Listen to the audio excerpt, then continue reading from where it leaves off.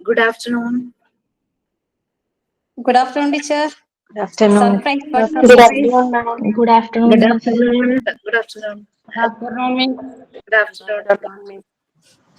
Good afternoon, I miss. said something Geeta said. Surprise. Something like that. Yes. When I saw Akshay teacher, I Told you that surprised. last week you missed one day, so I thought I will Yes. come this week. One more day extra, and will like people will be fed up by me. Thought I will make like that. I said no need to come extra day. You have to come 2 days. That you will tell. Welcome, firstly.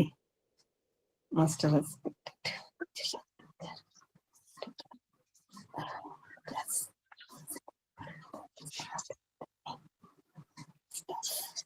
Okay, so who is going to give prayer? Geeta, it was kidding.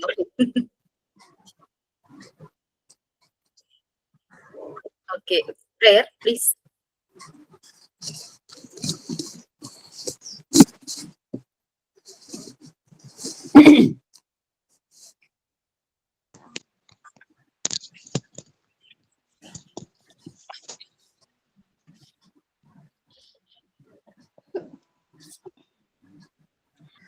Okay, who is ready for prayer?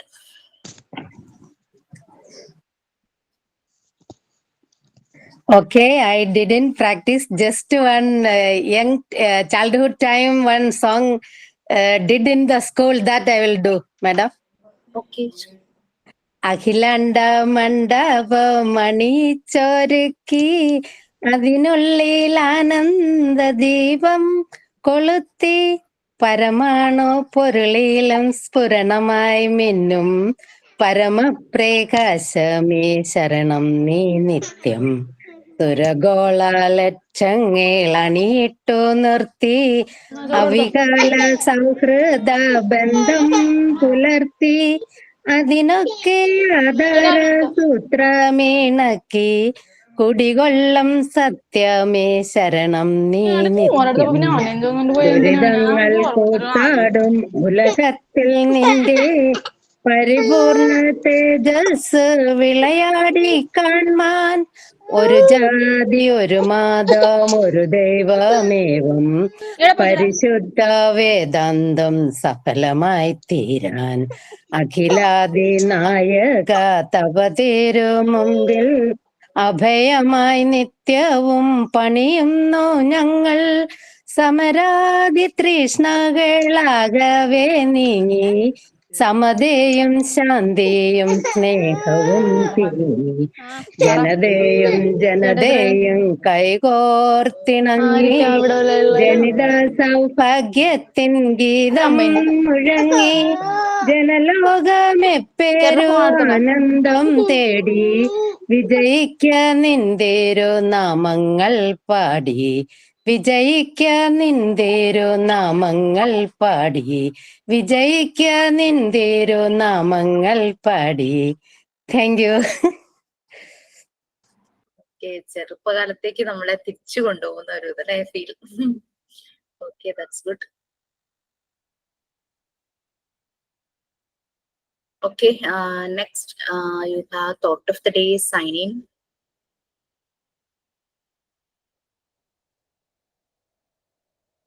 Yes.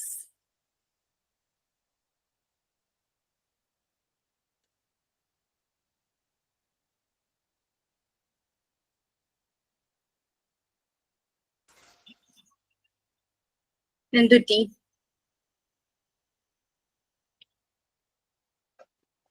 ആരും ready അല്ലേ? ഞാൻ thought of the day പറയാം. Hi all. Today's thoughts. Speak only that which will bring you honor. The thoughts by Guru Nanak. Today is Guru Nanak Jayanti. Thank you.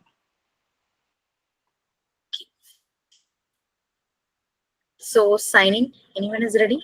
Any two can do, or you can do in group. മാം ഇന്ന് മാമിന്റെ class ഒന്നും അറിയാത്തോണ്ട് ആരും തന്നെ sign in prepared ആയിട്ടുണ്ടാവാൻ chance ഇല്ല.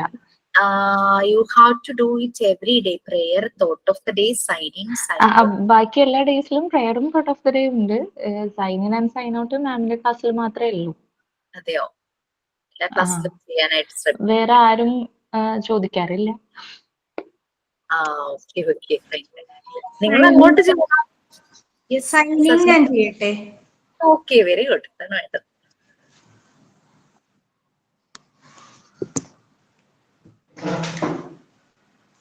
Good evening. My name is Sabira. Today I will raise the poem. My poem name is Good Manners.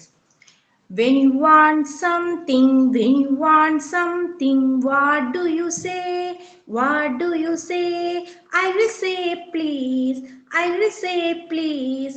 That's what I say, that's what I say. When you get something,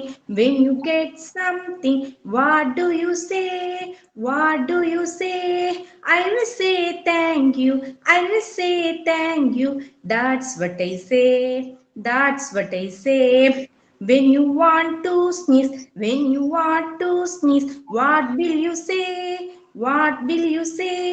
I will say excuse me, I will say excuse me. That's what I say, that's what I say. When you hurt someone, what will you say? What will you say?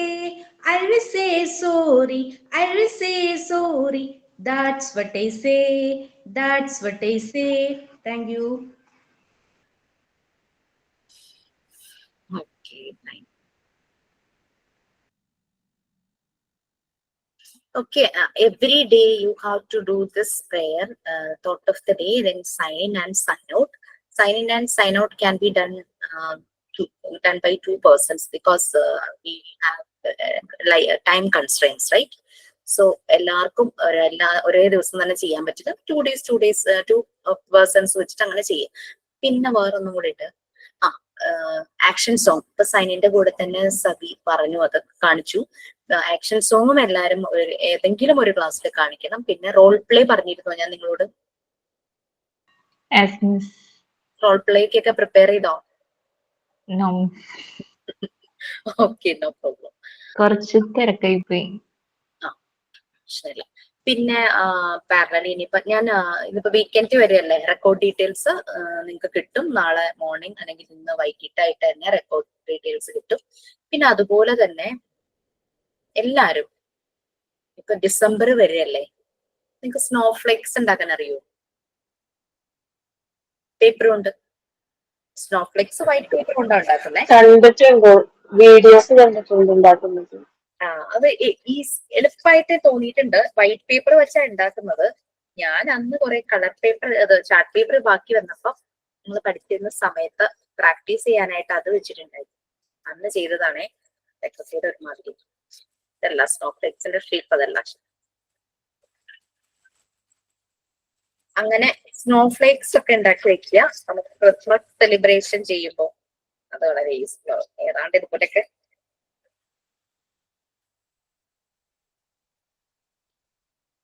നിങ്ങൾ നോക്കിക്കഴിഞ്ഞാൽ യൂട്യൂബിൽ കുറെ videos കാണാം. നമുക്ക് ക്ലാസ്സിൽ ഇരുന്ന് ചെയ്യാനുള്ള ഒരു സമയം നമുക്ക് ശരിക്കും ഇല്ല.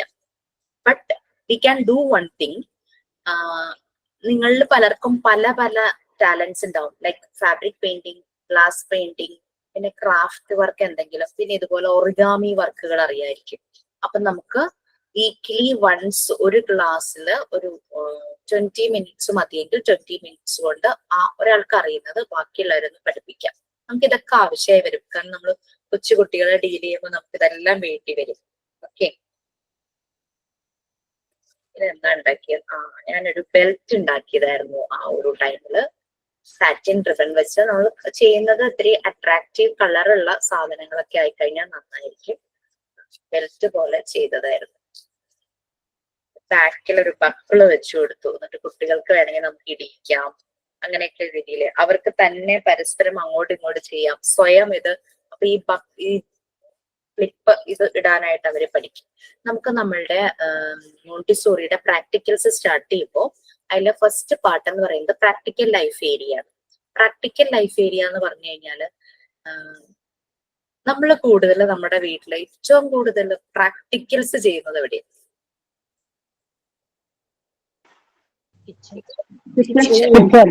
അതെ, നമ്മൾ നമ്മുടെ കുട്ടികളെ 3 years ആകുമ്പോഴേ കിച്ചണിലേക്ക് കൊണ്ടുപോയി അവരെ കൊണ്ട് പറ്റുന്ന ജോലികളൊക്കെ ചെയ്യിക്കണം. അതാണ് നമ്മുടെ പ്രാക്ടിക്കൽ ലൈഫ് ഏരിയയിലെ അവർക്ക് കൊടുക്കുന്ന എക്സസൈസുകൾ. അതായത് 3 years എന്നൊക്കെ പറയുമ്പം നമ്മൾ വാഷ് ചെയ്ത് വെച്ച സ്പൂൺസ് ഒക്കെ വെക്കേണ്ട ഹോൾഡർ ഉണ്ടെങ്കിൽ അതിലിടാനായിട്ട് അവരെ പഠിപ്പിക്കാം. പിന്നെ എന്താ ചെയ്യാൻ പറ്റുക, വാട്ടർ പോറിങ് പഠിപ്പിക്കാം. അത് കുട്ടികൾക്കാവുമ്പോൾ ഒരു ബോട്ടിലേക്ക് നമുക്ക് കുടിക്കാനുള്ള ഡ്രിങ്കിങ് വാട്ടർ നമുക്ക് എടുക്കണം കിറ്റിൽ നിന്നോ, അല്ലെങ്കിൽ ഡ്രിങ്കിങ് വാട്ടർ സ്റ്റോർ ചെയ്യാനായിട്ട് നമ്മൾ ബോട്ടിലാണോ ജഗ്ഗാണോ എന്താന്ന് വെച്ചാൽ അതിലേക്ക് ഒഴിക്കാനായിട്ട് പഠിപ്പിക്കാം. കുട്ടികൾക്കാകുമ്പോൾ ചെറിയ പാത്രത്തിൽ കളക്ട് ചെയ്ത് അങ്ങനെ അവരെ കൊണ്ട് ഒഴിപ്പിക്കാം. പിന്നെ ബോട്ടിൽസിലാണ് ഒഴിപ്പിക്കുന്നെങ്കിൽ നമുക്ക് ഫണൽ വെച്ചു കൊടുക്കാം. അങ്ങനെയുള്ളത് പ്രാക്ടീസ് ചെയ്യിക്കാം. പിന്നെ ഇതുപോലെ പൾസസ് സിറൽസ് ഒക്കെ നമ്മൾ കണ്ടെയ്നറിൽ സ്റ്റോർ ചെയ്ത് വെക്കില്ലേ, വാങ്ങിച്ചുകൊണ്ട് വന്നിട്ട് കാർട്ടണിൽ നിന്ന് ഇതിലേക്ക് സ്റ്റോർ ചെയ്യില്ലേ, അതൊക്കെ അവരെ കൊണ്ട് ചെയ്യിക്കാം. അപ്പൊ അങ്ങനെയൊക്കെ ചെയ്യും. അത് ചെയ്യുമ്പോൾ ഒന്ന് ശ്രദ്ധിക്കുക, നമ്മൾ ചിലപ്പോൾ ചെയ്യുമ്പോൾ 1 or 2 ഒക്കെ ചിലപ്പോൾ താഴെ പോവുമായിരിക്കും. ബട്ട് ഇവര് ചെയ്യുമ്പോ കുഞ്ഞു കൈകളല്ലേ, അപ്പൊ നമുക്ക് എന്താ ചെയ്യാന്ന് വെച്ചാല് നല്ല കിച്ചൺ നാപ്കിൻസ്, നല്ല ക്ലീൻ കിച്ചൺ നാപ്കിൻസ് നമ്മൾ വീട്ടിൽ സൂക്ഷിക്കണം. എന്നിട്ട് ഈ നാപ്കിൻസ് നമ്മളിങ്ങനെ അൺഫോൾഡ് ചെയ്ത് ഇങ്ങനെ നിവർത്തിയിട്ട് കൊടുക്കണം. ഓർക്കണ്ട, അതിന്റെ മുകളിൽ ഇത് വെച്ചിട്ട് ഇപ്പൊ കടലയോ പരിപ്പോ പയറോ അങ്ങനെയുള്ളതൊക്കെ ഇടുക. അപ്പൊ ഈ മാറ്റിലേക്ക് അല്ലെ ഈ നാപ്കിനിലേക്കേ വീഴുള്ളൂ. വലുതായിരിക്കണേ, കുറച്ച് വലുപ്പമുണ്ടായിരിക്കണം, അതിലേക്ക് വീഴുണ്ട്. അത് കടലയൊക്കെ ആകുമ്പോൾ അങ്ങനെ പിക്ക് ചെയ്തിട്ട് ഇടാലോ. അതേസമയം ബാക്കിയുള്ളതൊക്കെ ആണെങ്കിൽ പതുക്കെ അത് ഒരുമിച്ചാക്കിയിട്ട് ഇതിലേക്ക് ഇടാം. ക്ലീൻ നാപ്കിൻ ആവുമ്പോൾ നമുക്കത് വേസ്റ്റ് ആയി പോകുന്നില്ല, അല്ലെങ്കിൽ താഴേക്കല്ലേ പോകുന്നത്. അപ്പൊ അങ്ങനെയുള്ള കുറെ പ്രാക്ടിക്കൽ എക്സസൈസസ് നമ്മൾ മോണ്ടിസോറിയുടെ പ്രാക്ടിക്കൽ ലൈഫ് ഏരിയയിൽ നമ്മൾ പഠിക്കുന്നുണ്ട്. ഓക്കെ, കുട്ടികളെ കിച്ചണിൽ വെച്ച് ചെയ്യുന്നത്. ഇപ്പൊ നമ്മളുടെ ബാച്ചിലുള്ളവരെ ചെയ്യുന്നത് എങ്ങനെയാന്ന് വെച്ച് കഴിഞ്ഞാല് ഒരു ഡെമോ ആയിട്ട് വീഡിയോ എടുത്തിട്ട് നമുക്ക് സെൻഡ് ചെയ്ത് തരും. ഡെമോ ആയിട്ട് നമ്മുടെ ക്ലാസ് റൂമിലേക്ക് സെൻഡ് ചെയ്ത് തരും, ഡെമോ ആയിട്ട് വീഡിയോ. എന്നിട്ട് കുട്ടികളെ ആദ്യം ഒരു ഡെമോ കാണിച്ചു കൊടുക്കണമല്ലോ.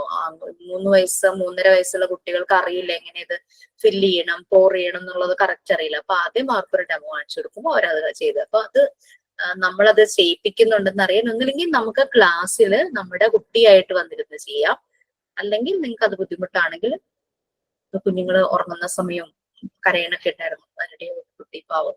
അപ്പൊ അങ്ങനെയൊക്കെ അവര് കംഫർട്ടബിൾ ആണെങ്കിൽ അങ്ങനത്തെ ഏജുള്ള കുട്ടികൾ നമുക്ക് ആ ഒരു ടൈം ആവുമ്പോൾ കേട്ടോ, Module 3 അത് വരുന്നത്. ഞാനൊന്ന് പറഞ്ഞതേ ഉള്ളതൊക്കെ ഓർക്കാൻ. അപ്പൊ ഇങ്ങനെയുള്ള കാര്യങ്ങൾ നമുക്ക് വീക്ക്ലി വൺസ് ആരെങ്കിലും നമ്മളെ പഠിപ്പിക്കാനുണ്ടെങ്കിൽ നമുക്ക് ക്ലാസ്സിൽ ചെയ്യാം. അപ്പൊ അതൊക്കെ അറിയാവുന്ന ഒരു ഫാബ്രിക് പെയിന്റിങ്, ഗ്ലാസ് പെയിന്റിങ്, ഇതൊക്കെ ഒറിഗാമി, മാസ്ക് ഉണ്ടാക്കുക. മാസ്ക് എന്തിനാ? മാസ്ക് മീൻസ് ഈ മാസ്ക് അല്ല കേട്ടോ, കൊറോണ ടൈമിൽ നമ്മൾ കൂടുതലായി യൂസ് ചെയ്ത മാസ്ക് അല്ല. ഓരോ കാർട്ടൂൺ ക്യാരക്ടേഴ്സിന്റെ ഒക്കെ നമ്മള് കുഞ്ഞു കുട്ടികളുടെ അടുത്ത് കഥ പറയുമ്പോ, ഇപ്പൊ ഒരു സിംഹത്തിന്റെയും മാനിന്റെയും കഥ പറയുമെന്ന് വിചാരിച്ചു. We are telling them a story. അപ്പൊ ഈ കഥ പറയുമ്പോൾ നമ്മുടെ വോയിസ് മോഡുലേഷൻ, ഫേഷ്യൽ എക്സ്പ്രഷൻ ഒക്കെ അങ്ങനെ വരുമ്പോഴേക്കും കുട്ടി കുറച്ചുകൂടെ ഇൻട്രസ്റ്റിംഗ് ആയിരിക്കും അല്ലെ. ആ നമ്മള് സിംഹത്തെ പോലെ ഒന്ന് യെസ്, അവിടെ ആരോ സ്കൂളിലേക്ക് വേണ്ടി ഉണ്ടാക്കിയതാ സ്മൈൽ ഞാൻ ചെയ്തിട്ടുണ്ട് ഉണ്ടല്ലോ എല്ലാരും. സബി ചെയ്ത എന്തൊക്കെയായിരുന്നു? നല്ല രസമുണ്ടല്ലോ. റാബിറ്റോ? മോള് ചെയ്തതാ റാബിറ്റ്. ആണോ? നന്നായിട്ടുണ്ട്. ഒരു കണ്ണില്ല, കണ്ണിന്റെ ഭാഗത്ത് ഇത് വെച്ചിട്ട് നമ്മുടെ കണ്ണ് കാണും അതിലൂടെ. അങ്ങനെ ചെയ്യാം. അപ്പൊ ഇതൊക്കെ ഓരോന്നായിട്ട് ഉണ്ടാക്കി വെക്കുക. കാരണം നമ്മൾ സ്റ്റോറി പറയുമ്പോൾ, അല്ലെങ്കിൽ ഈ സ്റ്റോറി അവരെ കൊണ്ട് ഒരു ഇനാക്ട് പ്ലേ പോലെ ചെയ്യിക്കുവാണെങ്കിൽ അവരെ ക്യാരക്ടേഴ്സ് ആക്കാം. അപ്പൊ അവർക്ക് ഭയങ്കര ഇഷ്ടമാവും. ക്യാരക്ടർ ആവുമ്പോൾ ഈ മാസ്ക് വെച്ച് കഴിഞ്ഞു കഴിഞ്ഞാൽ അവർക്ക് ഇഷ്ടാവില്ലേ. അപ്പൊ ഞാനിങ്ങനെ ഈ വേദന എടുക്കാത്ത രീതിയിൽ മാസ്ക് ഇങ്ങനെ വെക്കുന്ന ഒരു ബാൻഡ് പോലെ ഉണ്ടല്ലോ, അത് പറഞ്ഞപ്പോ ഒരു ബാച്ചിൽ ഒരു ക്ലാസ്സിൽ സ്കൂള് നടത്തുന്ന ഒരു ടീച്ചർ ഉണ്ടായിരുന്നു, ഒരു പ്രീ സ്കൂൾ പോലെ നടത്തുന്നത്. അപ്പൊ ആ ടീച്ചർ എന്നോട് പറഞ്ഞു, ടീച്ചറെ ഇങ്ങനെ ഒരു ചെറിയൊരു വുഡൻ പീസിൽ ഇങ്ങനെ അവരെ കൊണ്ട് കയ്യിൽ പിടിച്ചു കഴിഞ്ഞാൽ ഇങ്ങനെ പിടിച്ച് അവരങ്ങനെ അത് ചെയ്തോളൂ എന്ന് പറഞ്ഞു. അപ്പൊ എന്റെ സംശയം കുട്ടികൾക്ക് കൈ കഴക്കോ എന്നുള്ളതായിരുന്നു, ഇങ്ങനെ പിടിച്ചുകൊണ്ട് നിൽക്കട്ടെ. അപ്പൊ ആ ടീച്ചറൊന്നും ഇല്ല, അതിങ്ങനെ അവർ കൈ മാറി അവരതിനനുസരിച്ച് അപ്പൊ ചെയ്യും. അപ്പൊ കൈക്കും ഒരു പ്രാക്ടീസ്, ഒരു മൂവ്മെന്റും ആവുമായിരിക്കും. അതും നല്ലൊരു ഐഡിയ ആയിരിക്കും കേട്ടോ. അപ്പൊ അങ്ങനെ പറഞ്ഞു. പിന്നെ സോക്സ് കൊണ്ട് സ്നേക്കിനെ ഉണ്ടാക്കാൻ അറിയും.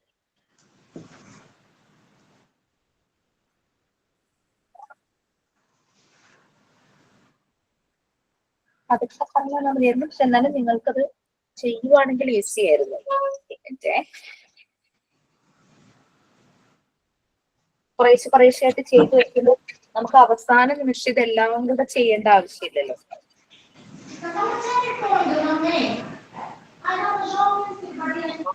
എന്നെ സംബന്ധിച്ച് എനിക്ക് ഡ്രോയിങ് ഇച്ചിരി പ്രശ്നമാണ്. അപ്പോ എപ്പോഴും നമുക്ക് എന്തെങ്കിലും വരയ്ക്കുമ്പോ ലെഫ്റ്റ് സൈഡും റൈറ്റ് സൈഡും എനിക്ക് ഒരേപോലെ വരില്ല. അപ്പൊ അങ്ങനെ വരുമ്പോ നമ്മൾ ഈസി മെത്തേഡ് എന്താ, ഇങ്ങനെ വരച്ചിട്ട് പേപ്പറിൽ വരച്ച് ഒരു സൈഡ് മാത്രം നമ്മൾ വരയ്ക്കുക. എന്നിട്ട് അതിനെ പേപ്പർ മടക്കിയിട്ട് കട്ട് ചെയ്യുമ്പോൾ നമുക്ക് 2 sides ഐഡന്റിക്കൽ സിമിലർ ആയിട്ട് കിട്ടും അല്ലെ? അറിയാലോ അല്ലെ എല്ലാവർക്കും അത്?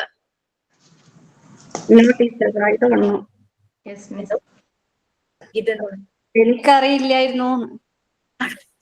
എനിക്കും അറിയില്ലായിരുന്നു. ഞാനിത് വരയ്ക്കാൻ തുടങ്ങിയപ്പോഴാണ് എനിക്ക് മനസ്സിലായത്. ഞാൻ എങ്ങനെ ഇത് വരയ്ക്കുന്നത് വെച്ചപ്പോ ഞങ്ങൾക്ക് പറഞ്ഞു തന്ന ഒരു മാം ഇങ്ങനെ പറഞ്ഞു തന്നു, ഇങ്ങനെ ഒന്ന് വരച്ചു നോക്കുമ്പോ നമുക്ക് കറക്റ്റ് കട്ട് ചെയ്താൽ നമുക്ക് 2 സൈഡ് നീറ്റ് ആയിട്ട് കിട്ടും. ഓക്കെ, അങ്ങനെ പറഞ്ഞു തന്നിരുന്നു. അപ്പൊ അത് കുറച്ചുകൂടി ഈസി ആയി തോന്നി. നല്ലപോലെ വരയ്ക്കാൻ അറിയുന്നവർക്ക് അവരുടേതായ ക്രിയേറ്റിവിറ്റിയിൽ ചെയ്യാം. പിന്നെ ഞാൻ ആ സ്നേക്കിനെ നോക്കിക്കൊണ്ടിരിക്കുവായിരുന്നു. സ്നേക്ക് ഇട്ട് തരാം.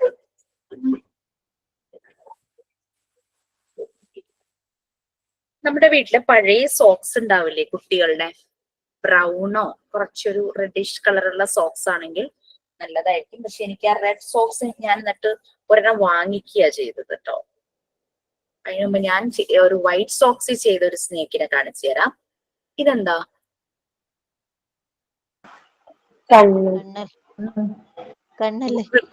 ഗൂഗിളി ഐസ് എന്ന് പറഞ്ഞിട്ട് നമുക്ക് വാങ്ങാൻ കിട്ടില്ലേ, ഡോളൊക്കെ ഉണ്ടാക്കുമ്പോ ഫിക്സ് ചെയ്യാനായിട്ട്. ഡോളൊക്കെ ഉണ്ടാക്കുന്നവർക്ക് അറിയാം, അങ്ങനെ ക്രാഫ്റ്റ് ഒക്കെ കൂടുതൽ ചെയ്യുമ്പോൾ ഗൂഗിളി ഐസ് എന്ന് പറഞ്ഞ് കിട്ടും. ഇത് വാങ്ങാനായിട്ട് കിട്ടും, വാങ്ങിച്ചാൽ മതി. അന്ന് ഒട്ടിച്ചത്, അത് പോയിട്ടില്ല കേട്ടോ. പിന്നെ നമ്മളുടെ കൈ നമ്മളുടെ സോക്സിനകത്തേക്ക് നമുക്ക് ശരിക്കും കടത്താനായിട്ട് പറ്റണം. നമ്മുടെ കൈയുടെയും ടോപ്പ് പോർഷൻ ഇല്ലേ, ഇവിടെ ഐ ഭാഗം വരണം.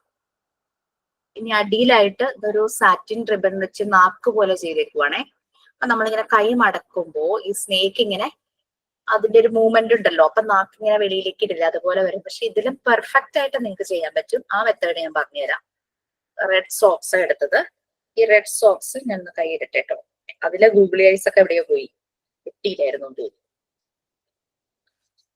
നമ്മളിങ്ങനെ കൈ വെച്ചിട്ട് ഇതിനിങ്ങനെ മടക്കില്ലേ, ഈ ഒരു പോർഷൻ ഇല്ലേ, നമ്മുടെ ഈ സോക്സിന്റെ നമ്മുടെ കൈയുടെയും വലുപ്പത്തിൽ ഈ ഒരു പോർഷനിൽ ഒരു കാർഡ്ബോർഡ് പീസ് കട്ട് ചെയ്തിട്ട് ഉള്ളിലേക്ക് വെച്ചിട്ട് നമ്മൾ ഹാൻഡ് സ്റ്റിച്ച് ചെയ്ത് കൊടുക്കണം. അപ്പൊ നമുക്കിങ്ങനെ മടക്കുമ്പോൾ കുറച്ചുകൂടെ നമുക്ക് ആ ഒരു സ്നേക്കിന്റെ എഫക്റ്റ് തോന്നും. മടങ്ങുമ്പോഴുള്ളത് ഒരു കാർഡ്ബോർഡ് പീസാണത്. ഒരു പെറ്റൽ ഷേപ്പിൽ കട്ട് ചെയ്തിട്ട് സോക്സിന്റെ വലുപ്പത്തിനനുസരിച്ച് ഒരു പെറ്റൽ ഷേപ്പിൽ കട്ട് ചെയ്തിട്ട് സോക്സിനകത്തേക്ക് വെച്ച് ഹാൻഡ് സ്റ്റിച്ച് ചെയ്യുക. സൈഡെല്ലാം സ്റ്റിച്ച് ചെയ്ത് സെക്യൂർ ആക്കുക. നടുക്ക് നാക്ക് പോലെ വെക്കുക. നമ്മൾ മടക്കുമ്പോ കറക്റ്റ് ആ നാക്ക് ഇങ്ങനെ പുറത്തേക്ക് കാണുന്ന ഒരു പ്ലേസിൽ നാക്ക് വെക്കണം, മുകളിൽ കണ്ണും വെക്കണം. ഇതാവുമ്പോ കുഞ്ഞുങ്ങൾ പേടിക്കില്ല ഇങ്ങനത്തെ ഒരു സ്നേക്കിനെ കാണിക്കുമ്പോ. മറ്റേ ഒരു പ്ലാസ്റ്റിക്കോ ഏതാണ്ട് റബ്ബറോ ഏതാണ്ട് വാങ്ങാൻ കിട്ടും, എനിക്ക് അത് കാണുമ്പോ എന്തോ പോലെ തോന്നും. ഇങ്ങനത്തെ സോക്സ് ഒക്കെ, ഇങ്ങനത്തെ സ്നേക്ക് സോക്സ് ഉപയോഗിച്ചിട്ടുള്ളതാവുമ്പോ അവരധികം പേടിക്കില്ല. പിന്നെ പണ്ട് നമ്മൾ കളിക്കുമ്പോ ഒരു സാധനം ഉണ്ടാക്കില്ലേ, ചെറുപ്പത്തിൽ നമ്മളൊരു പേപ്പർ വെച്ചിട്ട്, എന്റെ പേരറിയില്ല, ഇങ്ങനെ സ്ക്വയർ ഷേപ്പിൽ കട്ട് ചെയ്തിട്ട് ഇങ്ങനെ 4 പോർഷൻ ആക്കി നമ്മൾ വിരലകത്തേക്ക് ഇട്ടിട്ട് നമ്മൾ ഓരോ കളറോ വിചാരിക്കാനൊക്കെ പറഞ്ഞ അങ്ങനെ നമ്മൾ എന്തൊക്കെയോ ഒരു ഗെയിം ഉണ്ടായിരുന്നു, ഓർമ്മയുണ്ടോ? എന്താണ് അങ്ങനെ എന്തായിരുന്നു? അതിന്റെ പേര് എനിക്കും വലിയ നിശ്ചയമില്ല. ഞാൻ ഇതിനകത്തൊരു ബേർഡിന്റെ പോലെയാ വരച്ചത്. വിരലിടാനായിട്ട് അത്രയും വർഷപ്പഴക്കായില്ലേ, പേപ്പറൊക്കെ ഒരുമാതിരിയായി. പിന്നെ വിരലിട്ട് ഒന്ന് കാണിക്കാന്ന് വെച്ച് കഴിഞ്ഞാൽ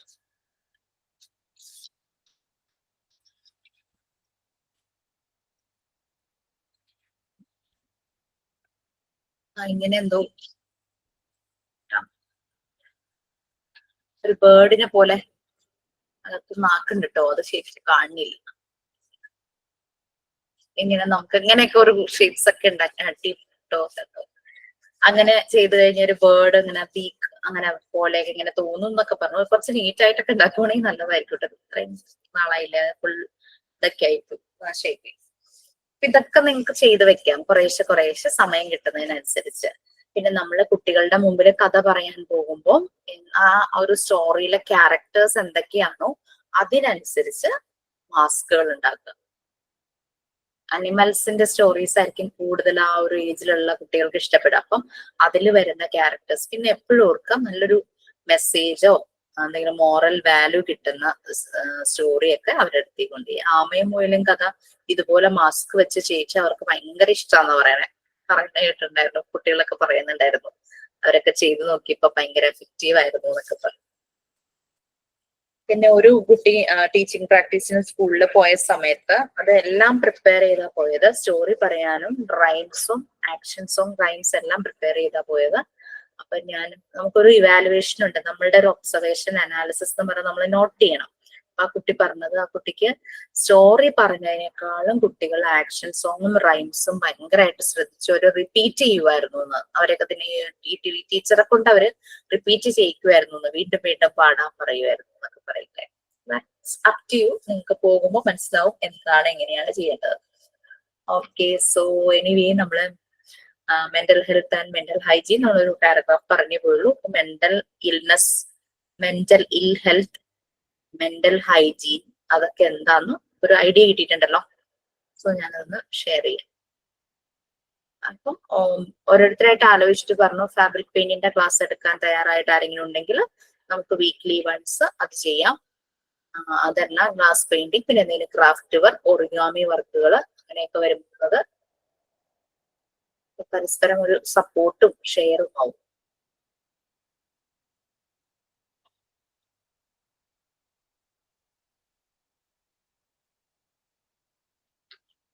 ക്രോഷറ്റിന്റെ വർക്ക് ചെയ്യാം. അറിയാമോ? ചെയ്യാറുണ്ട്. ആ മെറ്റീരിയൽസ് വാങ്ങാൻ ഇത്തിരി കോസ്റ്റ്ലി ആവോ? ഇല്ല, അത് ഒരു 10 രൂപയൊക്കെ വരുള്ളൂ. പിന്നെ അതിന്റെ ഒരു നീഡിലുണ്ട്. നമുക്ക് ഷെഡ്യൂൾ ചെയ്യാം. എങ്ങനെയാന്ന് വെച്ച് കഴിഞ്ഞാല് ഓരോരുത്തർ മുന്നോട്ട് വരുവാണെങ്കിൽ നല്ലതായിരുന്നു. ഒറിഗാമിക്ക് ഒരാള്, ഫാബ്രിക് പെയിന്റിങ് നിങ്ങൾ ഗ്രൂപ്പായിട്ട് അവരെ പഠിപ്പിക്കാനാണെങ്കിൽ നിങ്ങൾക്ക് അങ്ങനെയും ചെയ്യാം. പക്ഷെ ഓർക്കാം, നമ്മളുടെ സെഷന്റെ ഒരു 20 മിനിറ്റ്സ് നമുക്കത് ചെയ്യാം. അല്ലെങ്കിൽ സെഷൻ എടുത്ത് ഒന്ന് റിഫ്രഷ് ആവാനുള്ള 20 മിനിറ്റ്സ്. ഇതൊക്കെ കോഴ്സിന്റെ ഭാഗം, ഇതെല്ലാം ചെയ്യേണ്ടതാണ്. നമ്മളെല്ലാം ഉണ്ടാക്കി വെക്കണം. Everything you have to do. കുറേശ്ശെയായിട്ട് തരുന്നത് ലാസ്റ്റ് മൊമെന്റ് ആകുമ്പോൾ ടീച്ചിങ് പ്രാക്ടീസ് അങ്ങനെ എല്ലാം ഓരോ ഹറിബറി നമ്മൾ പ്രതീക്ഷിക്കാതെ പല കാര്യങ്ങളും നമുക്ക് പെട്ടെന്ന് വരും. അതാണ് അപ്പൊ നമ്മുടെ പേഴ്സണൽ കാര്യങ്ങളൊക്കെ വരുമ്പോഴേക്കേ നമുക്ക് എല്ലാം കൂടെ മാനേജ് ചെയ്യാൻ പറ്റിയില്ലെങ്കിലും. അതുകൊണ്ട് ഞാൻ ഇപ്പോഴേ കുറേശ്ശെ പറഞ്ഞത് കേട്ടോ. കുറെ ബി എഡുകാരിൽ പഠിക്കുന്ന എന്റെ ഫ്രണ്ട്സ് പറയുമായിരുന്നു, മോണ്ടിസോറിക്ക് കുറേ കാര്യങ്ങൾ ചെയ്യാനുണ്ട്, ബി എഡിന് അത്രയ്ക്ക് അതവർ പറയുമായിരുന്നു എപ്പോഴും. ഓക്കെ, സോ നമുക്ക് സ്റ്റാർട്ട് ചെയ്യാം. കൺസെപ്റ്റ് ഓഫ് മെന്റൽ ഹൈജീൻ അതിൽ കറക്റ്റ് ചെയ്തു എന്ന് ഞാൻ വിചാരിക്കുന്നു. മെന്റൽ ഹെൽത്ത് എന്നുള്ളതിന് പകരം mental hygiene is A science എന്ന് തുടങ്ങി നമ്മൾ റീഡ് ചെയ്തിരുന്നു ആ ഒരു പാരഗ്രാഫ് വരെ. ആ ഒരു പാരഗ്രാഫ് റീഡ് ചെയ്തപ്പോൾ നിങ്ങളൊരു കാര്യം അതിൽ ശ്രദ്ധിച്ചിട്ടുണ്ടോ എന്ന് അറിയില്ല. അത് ഇവിടെ according to Crow and Crow എന്ന് പറഞ്ഞു കഴിഞ്ഞാല് 2 സൈക്കോളജിസ്റ്റുകളാണ്, ലെസ്റ്റർ ഡി ക്രോയും ആലീസ് ഡി ക്രോയും. അങ്ങനെ അവർ ഓതേഴ്സ് ആണ്. എഡ്യൂക്കേഷണൽ സൈക്കോളജിയെ കുറിച്ച് അവർ കൂടുതൽ സ്റ്റഡി ചെയ്തിട്ടുള്ളവരാണ്. അതിൽ അവർ കുറെ ബുക്സ് എഴുതിയിട്ടുണ്ട് അവരാണ്. അപ്പൊ അവർ പറയുന്നതിനനുസരിച്ച് ഒരു ഡെഫിനീഷൻ മെന്റൽ ഹൈജീൻ എന്ന് പറഞ്ഞു കഴിഞ്ഞാൽ അത് എന്താണെന്ന് ക്രോ ആൻഡ് ക്രോ പറയുവാണ്. ലെസ്റ്റർ ഡി ക്രോയും ആലീസ് വി ക്രോയും. നിങ്ങൾ ജസ്റ്റ് ഒന്ന് ഗൂഗിൾ ചെയ്താൽ ക്രോ ആൻഡ് ക്രോ എന്ന് ഗൂഗിൾ ചെയ്ത് കഴിഞ്ഞാൽ അവരുടെ ഫുൾ നെയിം കിട്ടും. അവരുടെ ബുക്സുകൾ ഏതൊക്കെയാണെന്ന് അറിയാൻ പറ്റും. അവർ ഏത് ഫീൽഡിലാണ് അവർ കൂടുതലും കോൺട്രിബ്യൂട്ട് ചെയ്തിരിക്കുന്നത്, ഏത് രാജ്യക്കാരാണ്, അങ്ങനെയുള്ള കാര്യങ്ങളെല്ലാം അതിനകത്ത് നോക്കിക്കഴിഞ്ഞാൽ അറിയാൻ പറ്റും. നമുക്ക് ഒന്നുമില്ല, നമ്മൾക്ക് അവർ പറഞ്ഞൊരു ഡെഫിനേഷൻ ആണ് നമുക്ക് വന്നിരിക്കുന്നത്. അപ്പോ മെന്റൽ ഹെൽത്ത് എന്ന് പറഞ്ഞാൽ നമുക്കറിയാം നമ്മുടെ ഇമോഷൻസ്, നമ്മുടെ സൈക്കോളജിക്കലായിട്ടും സോഷ്യലായിട്ടുള്ള വെൽബീയിങ് എന്ന് പറഞ്ഞു. സോഷ്യലൈസ് ചെയ്യാതെ ഒരു ഫാമിലി നമ്മളുടെ നൈബർഹുഡിൽ ഉണ്ടെങ്കിൽ നമുക്ക് ഭയങ്കര ഒരു വീർപ്പുമുട്ടലായിരിക്കും അല്ലെ. അവരെന്താ സംസാരിക്കാത്തെ, നമ്മളെ കാണുമ്പോൾ പോന്തിരിച്ചു പോകുന്നു, നമ്മൾ അങ്ങോട്ട് വെൽക്കമിങ് ആയിട്ട് ചെന്നാലും അവരെ റെസ്പോണ്ട് ചെയ്യുന്നില്ല. സംതിങ് ലൈക്ക് നമുക്കൊരു ഇൻസൾട്ട് പോലെയൊക്കെ ഫീൽ ചെയ്യുന്നു. മേ ബി അവർ അതുപോലെ എന്തെങ്കിലും ട്രോമയിലൂടെയോ ടെൻഷനിലൂടെയോ പോകുന്നവരായിരിക്കാം. വീട്ടിനടുത്ത് അങ്ങനെ ഒരു ഫാമിലി ഉണ്ടായിരുന്നു. അമ്മയുണ്ട്, മോളുണ്ട്, 2 ആൺകുട്ടികളുണ്ട്. വാടകയ്ക്ക് താമസിക്കാനായിട്ട് വന്ന് ഇവര് അമ്മയും മോളും പുറത്തിറങ്ങില്ല. അവരിങ്ങനെ ആരോടും സംസാരിക്കില്ല. ഈ ആൺമക്കളിൽ ഒരു മോൻ പഠിക്കാൻ പോകുന്നത് കാണാം, ചെറിയ ആളായിരിക്കാം. മറ്റേ ആള് ഇടയ്ക്ക് പുറത്തേക്ക് ഇറങ്ങി പോകുന്ന കുറേ സമയം കഴിയുമ്പോൾ വരുന്നതാണ്. അങ്ങനെ ഇങ്ങനെയൊക്കെ അങ്ങനെ എന്റെ അമ്മയ്ക്ക് എന്ന് പറഞ്ഞു കഴിഞ്ഞാൽ എല്ലാരും തൊട്ട് മതിലാണ്, ഒറ്റ മതിൽ. അങ്ങനെ സംസാരിക്കണം, ഇവരെന്താ ഇങ്ങനെ അങ്ങനെയൊക്കെ പറയും. ഞാനിങ്ങനെ പറയും അവർക്ക് ചിലപ്പോൾ എന്തെങ്കിലുമൊക്കെ പ്രശ്നങ്ങൾ ഉണ്ടായിരിക്കാം, അതുകൊണ്ടായിരിക്കാം അവർ സംസാരിക്കാത്തത്. അത് കഴിഞ്ഞ് ഒരു പ്രാവശ്യം എന്തോ ഒരു സിറ്റുവേഷനിൽ അവർ സംസാരിക്കാത്തതിന് കാരണം അവരുടെ മൂത്ത മോൻ ഭയങ്കരമായിട്ട് ഡ്രഗ്സ് യൂസ് ചെയ്യുന്നതായിരുന്നു.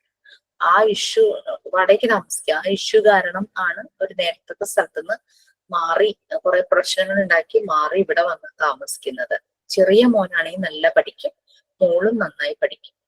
ഈ ഡ്രഗ്സ് ഭയങ്കരമായിട്ട് അമിതമായിട്ട് യൂസ് ചെയ്ത് കഴിഞ്ഞാൽ ഇവർ ഭയങ്കര വയലന്റ് ആവും. വയലന്റ് ആയിട്ട് ഇവരെയൊക്കെ ഉപദ്രവിക്കും. അതുകൊണ്ടാണ് ഇവര് പുറത്തിറങ്ങാതെയും ആൾക്കാർ അതും അധികം സംസാരിക്കാതെ. പിന്നെ അവരവിടെ താമസം മാറിപ്പോയി. ഇപ്പൊ എനിക്ക് അവരെ പറ്റി അറിയില്ല. അപ്പൊ അത് കൊണ്ട് നമുക്ക് പറയാൻ പറ്റില്ല എന്തുകൊണ്ടാണ് ആൾക്കാര് ഭയങ്കരമായിട്ട് ഉൾവലിഞ്ഞു പോകുന്നത് എന്നുള്ളത് നമുക്ക് പറയാനായിട്ട് പറ്റില്ല. So may be it's because of their mental stress. അവരുടെ മെന്റൽ ഹെൽത്ത് വളരെ ലോ ആണ്. അതുകൊണ്ടായിരിക്കാം. അവരുടെ emotional, psychological and social wellbeing, നമ്മൾ എന്ത് ചിന്തിക്കുന്നു, എന്ത് ഫീൽ ചെയ്യുന്നു, എന്ത് ആക്ട് ചെയ്യുന്നു, ഡിപ്പെൻഡ് ചെയ്യുന്നത്. അതായത് ഈ മെന്റൽ ഹെൽത്ത് എന്ന് പറയുന്നത് what we think, what we feel, what we act, ഈ 3 ഫാക്ടേഴ്സിനെ അഫക്ട് ചെയ്യുന്നു മെന്റൽ ഹെൽത്ത്. മെന്റൽ ഹെൽത്ത് ശരിയാണെങ്കിൽ നമ്മുടെ തോട്ട് പ്രോസസ് ഒക്കെ ഭയങ്കരമായിട്ട് ഡിസ്റ്റർബ്ഡ് ആയിരിക്കും. നമ്മുടെ ഫീലിങ്സ് അത് ഭയങ്കര ആയിട്ടും ഡിസ്റ്റർബ്ഡ് ആയിരിക്കും. നമ്മളുടെ ആക്ഷൻസും വളരെ, നമ്മൾ പറയില്ലേ നമുക്ക് എന്ത് പറ്റിയെന്ന് വല്ലാതെ എന്തോ രീതിയിലൊക്കെ വളരെ ആയിട്ട് പെരുമാറുന്നു. നമ്മുടെ ആക്ഷൻസിലും അത് റിഫ്ലക്ട് ചെയ്യും. അപ്പൊ മെന്റൽ ഹെൽത്ത് എന്ന് പറഞ്ഞു കഴിഞ്ഞാൽ ഒരു പേഴ്സന്റെ തോട്ട് പ്രോസസ്, ഫീലിങ്സ്, ആക്ഷൻസ്, ഈ 3 കീ ഫാക്ടേഴ്സിനെ ഡിപ്പെൻഡ് ചെയ്തിരിക്കും. നമ്മുടെ ഈ PDF ഇല്ല, ഞാൻ ജസ്റ്റ് ഒന്ന് പറഞ്ഞത് ഒന്ന് മനസ്സിലാവാൻ വേണ്ടി പറഞ്ഞതാ. അപ്പൊ ഈ 3 ഫാക്ടേഴ്സ് നമ്മൾ ആലോചിക്കുക. മെന്റൽ ഹെൽത്ത് അഫക്റ്റ് ചെയ്യുന്ന 3 ഫാക്ടേഴ്സ്. നല്ല ലെവലില് മെന്റൽ ഹെൽത്ത് ഉള്ള ഒരാളാണെങ്കിൽ അയാളുടെ തോട്ട് പ്രോസസ് നല്ല രീതിയിൽ തന്നെ പോകും. അയാളുടെ ഫീലിങ്സ് അയാൾക്ക് മാനേജ് ചെയ്യാനായിട്ട് പറ്റും. അയാളുടെ ആക്ഷൻസ് വെൽബീയിങ് ആയിരിക്കും, നല്ല രീതിയിലുള്ള ആക്ഷൻസ് ആയിരിക്കും. നമുക്ക് സ്ട്രെസ് എങ്ങനെ ഹാൻഡിൽ ചെയ്യാൻ പറ്റുന്നു, അതാണ് മെന്റൽ ഹെൽത്ത് കൊണ്ട് ഉദ്ദേശിക്കുന്നത്. നല്ലൊരു മെന്റൽ ഹെൽത്ത് ഉള്ള ഒരാളെങ്കിൽ he can manage his stress by his own. നമുക്ക് അങ്ങനെ പറ്റാതെ വരുമ്പോഴല്ലേ നമ്മൾ നമ്മുടെ ക്ലോസ് ഫ്രണ്ടിനോട് പറയുന്നു, അല്ലെങ്കിൽ അമ്മയോട് പറയുന്നു, നമ്മുടെ ലൈഫ് പാർട്ട്ണറോട് പറയുന്നു.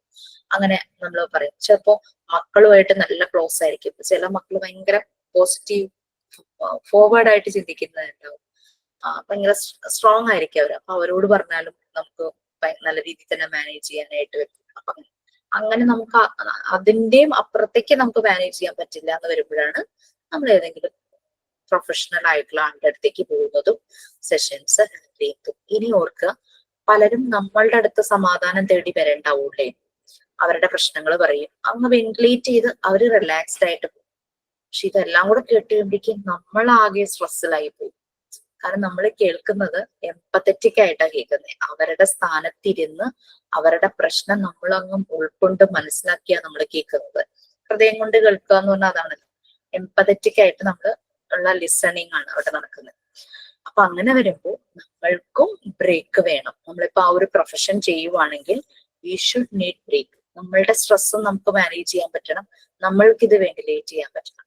ഓക്കെ, കാരണം ഞാൻ ഇന്റർവ്യൂ ചെയ്യുന്നത് അഡോളസന്റ് ഗ്രൂപ്പിലാണ്. കൗമാരക്കാരായ കുട്ടികള് അവരുടെ ഓരോ പ്രശ്നങ്ങൾ കേൾക്കുമ്പോഴുണ്ടല്ലോ നമ്മളെപ്പോ അല്ല സ്വർഗത്താ ജീവിക്കണേന്ന് തോന്നും. അതുപോലെ ഭയങ്കര ഇഷ്യൂസ് ആണ് അവരുടെ മനസ്സിലൂടെ പോകുന്നത്.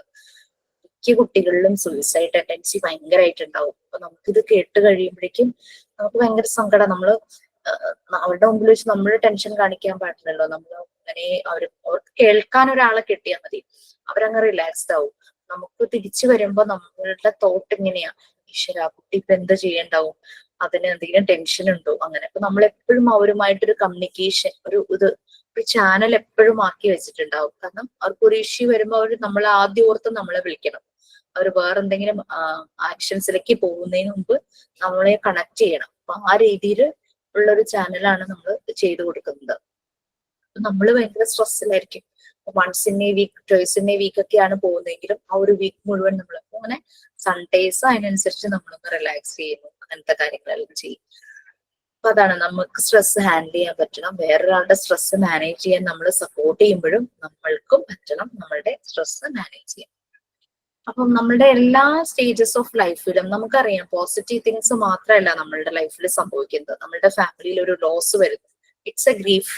നമുക്ക് നികത്താൻ പറ്റാത്തൊരു നഷ്ടമായിരിക്കും അത് നമ്മൾ അതുമായിട്ട് അഡ്ജസ്റ്റഡ് ആവാനായിട്ട് ഭയങ്കര ബുദ്ധിമുട്ടായിരിക്കും അല്ലെ. എനിക്ക് പരിചയമുള്ള ഒരു സാർ ഉണ്ടായിരുന്നു. സാറിന് അവർക്കൊരു കുട്ടി 3 വയസ്സോ എന്തോ ആയിരുന്ന സമയത്ത് കുട്ടിക്ക് എന്തോ അസുഖം വന്ന് കുട്ടിയെ നഷ്ടപ്പെടുക, കുട്ടി മരിച്ചു പോവുക. അവരോട് നമ്മൾ എന്താ ഒരു ആശ്വാസവാക്ക് പറയുന്നത്, നമുക്ക് ഒന്നും പറയാൻ പറ്റില്ല അല്ലെങ്കിൽ അതുപോലത്തെ ഒരു സ്റ്റേജിലൂടെ അവരങ്ങ് കടന്നു പോകുവാണ്. അപ്പൊ ഇങ്ങനെ സാറ് പിന്നീട് ഷെയർ ചെയ്ത ഒരു കാര്യമുണ്ട്. അതായത് പുള്ളി ഇങ്ങനെ പുറത്തേക്ക് ഇറങ്ങിയ ആളുകളുമായിട്ടൊക്കെ ഇതായപ്പോ പുള്ളി അങ്ങ് ഇതായി. പക്ഷെ പുള്ളിയുടെ വൈഫ് കുറെ ദിവസങ്ങൾക്ക് ശേഷം കുഞ്ഞു നഷ്ടപ്പെട്ട് കുറച്ച് ദിവസം കഴിഞ്ഞപ്പോ വൈഫ് സാറിനോട് ഷെയർ ചെയ്യാൻ ഇത് സംഭവിച്ച സമയത്ത് ഇവരുടെ ഏതോ ഒരു ഫാമിലി ഫ്രണ്ട് ഒരു ആള് വന്ന് ഈ സാറിന്റെ വൈഫിനെ ഒന്ന് ടച്ച് ചെയ്തിട്ട് കയ്യിൽ ഇങ്ങനെ പിടിച്ചു കഴിഞ്ഞപ്പോഴേക്കും അവരങ്ങനെ ഇത്രയും സങ്കടം ഇങ്ങനെ നിറഞ്ഞിരിക്കുവായിരുന്നല്ലോ. അവരങ്ങോട്ട് ഭയങ്കരമായിട്ട് ബേസ്റ്റ് ഔട്ടായി, ഭയങ്കര കുറെ നേരം കരഞ്ഞു കഴിഞ്ഞപ്പോ ആശ്വാസമായി. പിന്നെ ഇവര് തമ്മിൽ സംസാരിക്കാൻ തുടങ്ങിയത്. അവർക്ക് ആ ഒരു സമയത്ത് കിട്ടിയൊരു റിലീഫ്, ആ ഒരു ടച്ചും അതിലൂടെ അവർക്ക് പെട്ടെന്ന് അവരുടെ ഇമോഷൻ അവരെ എക്സ്പ്രസ് ചെയ്ത് പുറത്തേക്ക് വെന്റിലേറ്റ് ചെയ്ത് കളഞ്ഞു. ശരിക്കും നഷ്ടാണ്, ഗ്രീഫാണ് ഒക്കെ ഇത് തന്നെ. പക്ഷെ ആ ഒരു സമയത്ത് ആ ഒരു എന്താ പറയാ അങ്ങനെ ഒരു ഇത് വന്നപ്പോ അവർക്ക് ആ ഒരു ചാനൽ പോലെ അവർക്ക് കിട്ടി എന്ന് പറയാം. അതൊക്കെ ശരിക്കും നല്ലൊരു, നമുക്ക് എവിടെയെങ്കിലും അങ്ങനെ ചെയ്തു കൊടുക്കാൻ പറ്റുവാണെങ്കിൽ മടിക്കേണ്ട, ചെയ്യണം തന്നെയാണ് ഞാൻ പറയുന്നത്. പിന്നെ ഇതുപോലെ മെന്റൽ ഹെൽത്ത് ഇഷ്യൂസ് വന്നാൽ ഡിപ്രഷൻസ് വരുമ്പോ എന്താ പറ്റുക, ഹെഡ് ഏക്ക് വരാം, ഭയങ്കര ക്ഷീണം ഉണ്ടാവാം, പിന്നെ ഡൈജഷൻ പ്രോബ്ലംസ് വരും, ആങ്സൈറ്റി വന്നു കഴിഞ്ഞാൽ സ്റ്റൊമക്ക് അപ്സെറ്റ് വരും, ഇൻസോംനിയ ഉറക്കമില്ലായ്മ, റെസ്റ്റ്ലെസ്നെസ്, ഭയങ്കരമായിട്ട് റെസ്റ്റ്ലെസ് ആയിരിക്കും, ലെസ് കോൺസെൻട്രേഷൻ ആയിരിക്കും, സ്ഥലകാല ബോധമില്ലാതെ ഇങ്ങനെ ഒഴുകി നടക്കുന്ന പോലത്തെ ഒരവസ്ഥ. നമ്മളത് PFA പറഞ്ഞപ്പോ അതിൽ പറഞ്ഞിട്ടുണ്ടായിരുന്നു. ഓക്കെ, ഇനി നമ്മൾ ഓൾറെഡി മെന്റൽ ഹൈജീന്റെ ഒരു കൺസെപ്റ്റ് പറഞ്ഞു. അപ്പൊ ക്രോ ആൻഡ് ക്രോ പറയുന്നത് മെന്റൽ ഹൈജീൻ എന്ന് പറയുന്നത് ഒരു സയൻസ് ആണ്, that deals with human welfare, മനുഷ്യന്റെ സുഖം അല്ലെ, and perverts spread all fields of human relationship. Human welfare ഒരാളിലല്ല, ഒരു സിംഗിൾ പേഴ്സണിൽ ഹ്യൂമൻ വെൽഫെയർ അല്ല, ഒരു വെൽനെസ് അല്ല, അത് സ്പ്രെഡ് ചെയ്യുവാണ്. Pervades all fields of human relationship, എല്ലാ റിലേഷൻഷിപ്പിലേക്കും അത് സ്പ്രെഡ് ചെയ്യണം.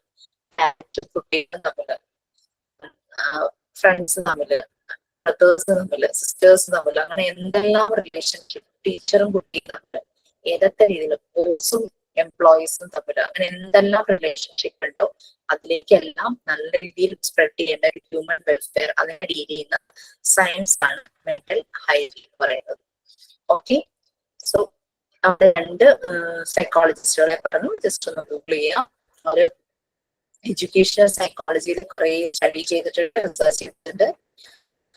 അതിന്റെ ഓതേഴ്സ് ഒക്കെയാണ്, കുറെ ബുക്സ് ഒക്കെ എഴുതിയിട്ടുണ്ട്. എഡ്യൂക്കേഷണൽ സൈക്കോളജി എനിക്ക് പുതിയതാണല്ലോ അല്ലെ. എഡ്യൂക്കേഷണൽ സൈക്കോളജി എന്ന് പറഞ്ഞു കഴിഞ്ഞാൽ ജസ്റ്റ് എന്താന്ന് പറയാം, സൈക്കോളജി എന്ന് പറഞ്ഞു കഴിഞ്ഞാൽ സ്റ്റഡി ഓഫ് സയൻസ്, അതായത് study of human behaviour. Educational psychology is also a science, അതും സ്റ്റഡി ഓഫ് ഹ്യൂമൻ ബിഹേവിയർ ആണ് ഇൻ എഡ്യൂക്കേഷണൽ സെറ്റിംഗ്സ്. എഡ്യൂക്കേഷണൽ സെറ്റിംഗ്സിൽ റിലേറ്റഡ് ആയിട്ട് കോഴ്സ് ചെയ്യുന്ന എല്ലാവരും സൈക്കോളജി പഠിക്കണം. കാരണം ഹ്യൂമൻ ബിഹേവിയറെ കുറിച്ചുള്ള സ്റ്റഡിയാണ്. മുന്നിൽ വരുന്ന ഓരോ കുട്ടികളും യുണീക്ക് ആണ്, അവർക്ക് ഓരോ ഇൻഡിവിജ്വൽ ആയിട്ട് ഡിഫറൻസസ് ഉണ്ട്. അത് മനസ്സിലാക്കിയിട്ട് വേണം നമ്മൾ അവരെ ഡീൽ ചെയ്യാൻ. സോ അത് മനസ്സിലാക്കണമെങ്കിൽ അത് മനസ്സിലാക്കാനുള്ള ആ ഒരു നോളജ് നമുക്ക് വേണമല്ലോ. അത് മനസ്സിലാക്കാനുള്ള നോളജ് നമുക്ക് കിട്ടുന്നത് ത്രൂ സൈക്കോളജി ആൻഡ് എഡ്യൂക്കേഷണൽ സൈക്കോളജിയാണ്. ഓക്കെ, അതിന്റെ സെഷൻ വരുന്നുണ്ട്. നമുക്ക് ഒരു ചാപ്റ്റർ കംപ്ലീറ്റ് ഉണ്ട്, സൈക്കോളജിക്ക് ഒരു ചാപ്റ്റർ ഉണ്ട്, എഡ്യൂക്കേഷൻ സൈക്കോളജിക്ക് ഒരു ചാപ്റ്റർ ഉണ്ട്. അടുത്ത പാർട്ടിലാണ്, ഇതിപ്പോ പാർട്ട് 1 അല്ലേ. ഓക്കെ, ഇനി ഈ മെന്റൽ ഹൈജീന്റെ aims and objectives. I'm getting bored. ഞാൻ മാത്രം പറയല്ലേ, എനിക്ക് അതിന് റിലേറ്റഡ് സംസാരിക്കാനുണ്ടെങ്കിൽ ഒന്ന് ഷെയർ ചെയ്യൂ പ്ലീസ്.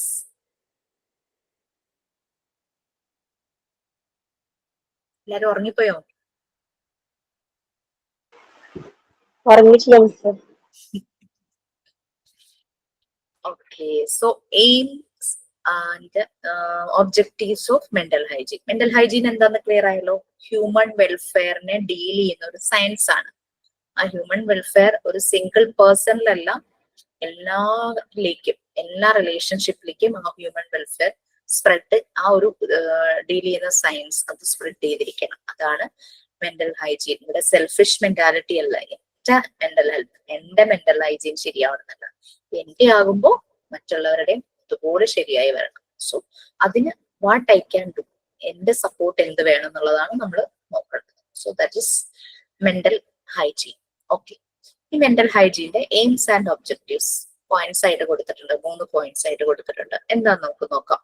മേജർ ഒബ്ജക്റ്റീവ്സ് എന്ന് പറയുന്നത്,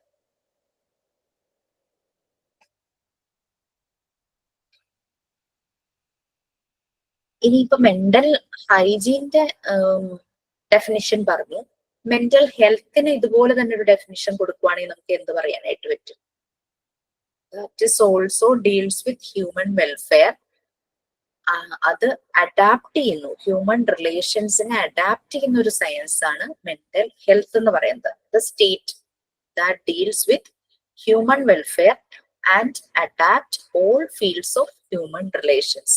മറ്റേത് സ്പ്രെഡ് ചെയ്യുന്നു all fields of human relationship. Mental hygiene ഇത് അക്സെപ്റ്റ് ചെയ്യുന്നു all fields of human relationship.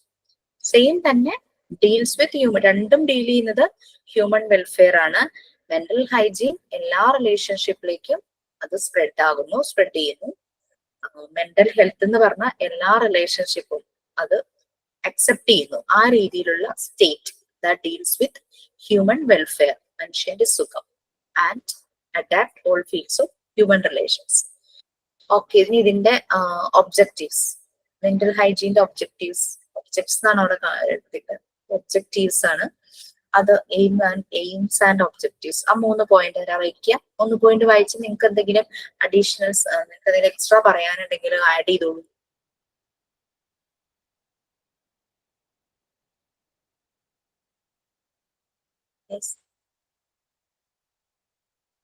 എന്തിനാ മെന്റൽ ഹൈജീൻ ശരിക്കും? നമുക്ക് ഫിസിക്കൽ ഹൈജീൻ, നമ്മൾ പേഴ്സണൽ ഹൈജീൻ എന്തിനാ ചെയ്യുന്നത്? നമ്മുടെ പേഴ്സണൽ ആയിട്ടുള്ള ഫിസിക്കൽ ഹെൽത്തിനെ ഇത് ചെയ്യാൻ വേണ്ടി, ഫിസിക്കൽ ഹെൽത്തിനെ മെയിൻറ്റെയിൻ ചെയ്യാനാണ് പേഴ്സണൽ ഹൈജീൻ. അതുപോലെ സോഷ്യൽ ഹെൽത്തിനെ മെന്റൽ ഹെൽത്തിനെ ചെയ്യാനാണ് മെന്റൽ ഹൈജീൻ. ഫിസിക്കൽ ഹെൽത്തിനെ മെയിൻറ്റെയിൻ ചെയ്യാന്ന് പറയുമ്പോൾ നമ്മൾ ഹെൽത്തി ആയിരിക്കേണ്ടത് എന്തുകൊണ്ടാണ്? അസുഖങ്ങൾ വരാതിരിക്കാൻ, അല്ലെ? മഴക്കാലം വരുമ്പോഴേക്കും നമ്മളൊരു പ്രിക്കോഷൻസ് ഒക്കെ എടുക്കും. കുട്ടികളുണ്ട്, പ്രായമായവര് നമ്മുടെ വീട്ടിലുണ്ട്, പെട്ടെന്ന് ഫ്ലൂ ഒക്കെ വരും, പനിയൊക്കെ വരും. അപ്പൊ നമ്മൾ അതിനനുസരിച്ചുള്ള പ്രിക്കോഷൻസ് എടുക്കും. ലോക്കൽ അതോറിറ്റീസും പല പല പ്രിക്കോഷൻസ്, ഡ്രൈ ഡേ എന്നൊക്കെ പറഞ്ഞു വരും. കോമ്പൗണ്ട് ഒക്കെ ക്ലീൻ ചെയ്യാം, എന്തിലെങ്കിലൊക്കെ വെള്ളം കെട്ടി നിൽക്കുന്നുണ്ടെങ്കിൽ അതൊക്കെ നശിപ്പിക്കുക, അങ്ങനെയുള്ള കാര്യങ്ങളൊക്കെ നോക്കും, അല്ലെ? അപ്പൊ അവിടെ നമുക്ക് അസുഖം വരാനുള്ള പ്രിവെൻഷൻ ആണ്. അപ്പൊ മെന്റൽ ഹൈജീനും എന്തിനാ? മെന്റൽ ഡിസോർഡേഴ്സ് വരാതിരിക്കാനുള്ള പ്രിവെൻഷൻ. ഓക്കെ, വായിക്കൂ ആരെങ്കിലും 3 points.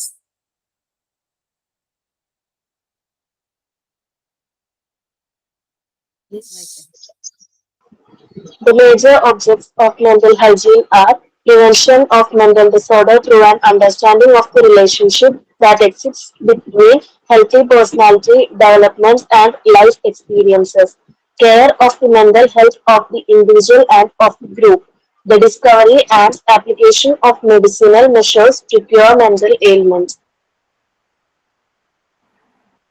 അപ്പൊ നമ്മള് പേഴ്സണൽ ഹൈജീൻ, അസുഖങ്ങൾ വരാതെ നമ്മൾ സംരക്ഷിക്കുന്നു. നമ്മളുടെ ഡൊമസ്റ്റിക് ഹൈജീൻ, നമ്മളുടെ വീടും പരിസരവും നമ്മൾ വൃത്തിയാക്കുന്നു. അതെല്ലാം നമ്മൾ അസുഖങ്ങളൊക്കെ വരാതിരിക്കാൻ. കൊറോണ ടൈമിലൊക്കെ നമ്മൾ കുറെ കെയർ ചെയ്തിട്ടുണ്ടായിരുന്നു, അല്ലെ?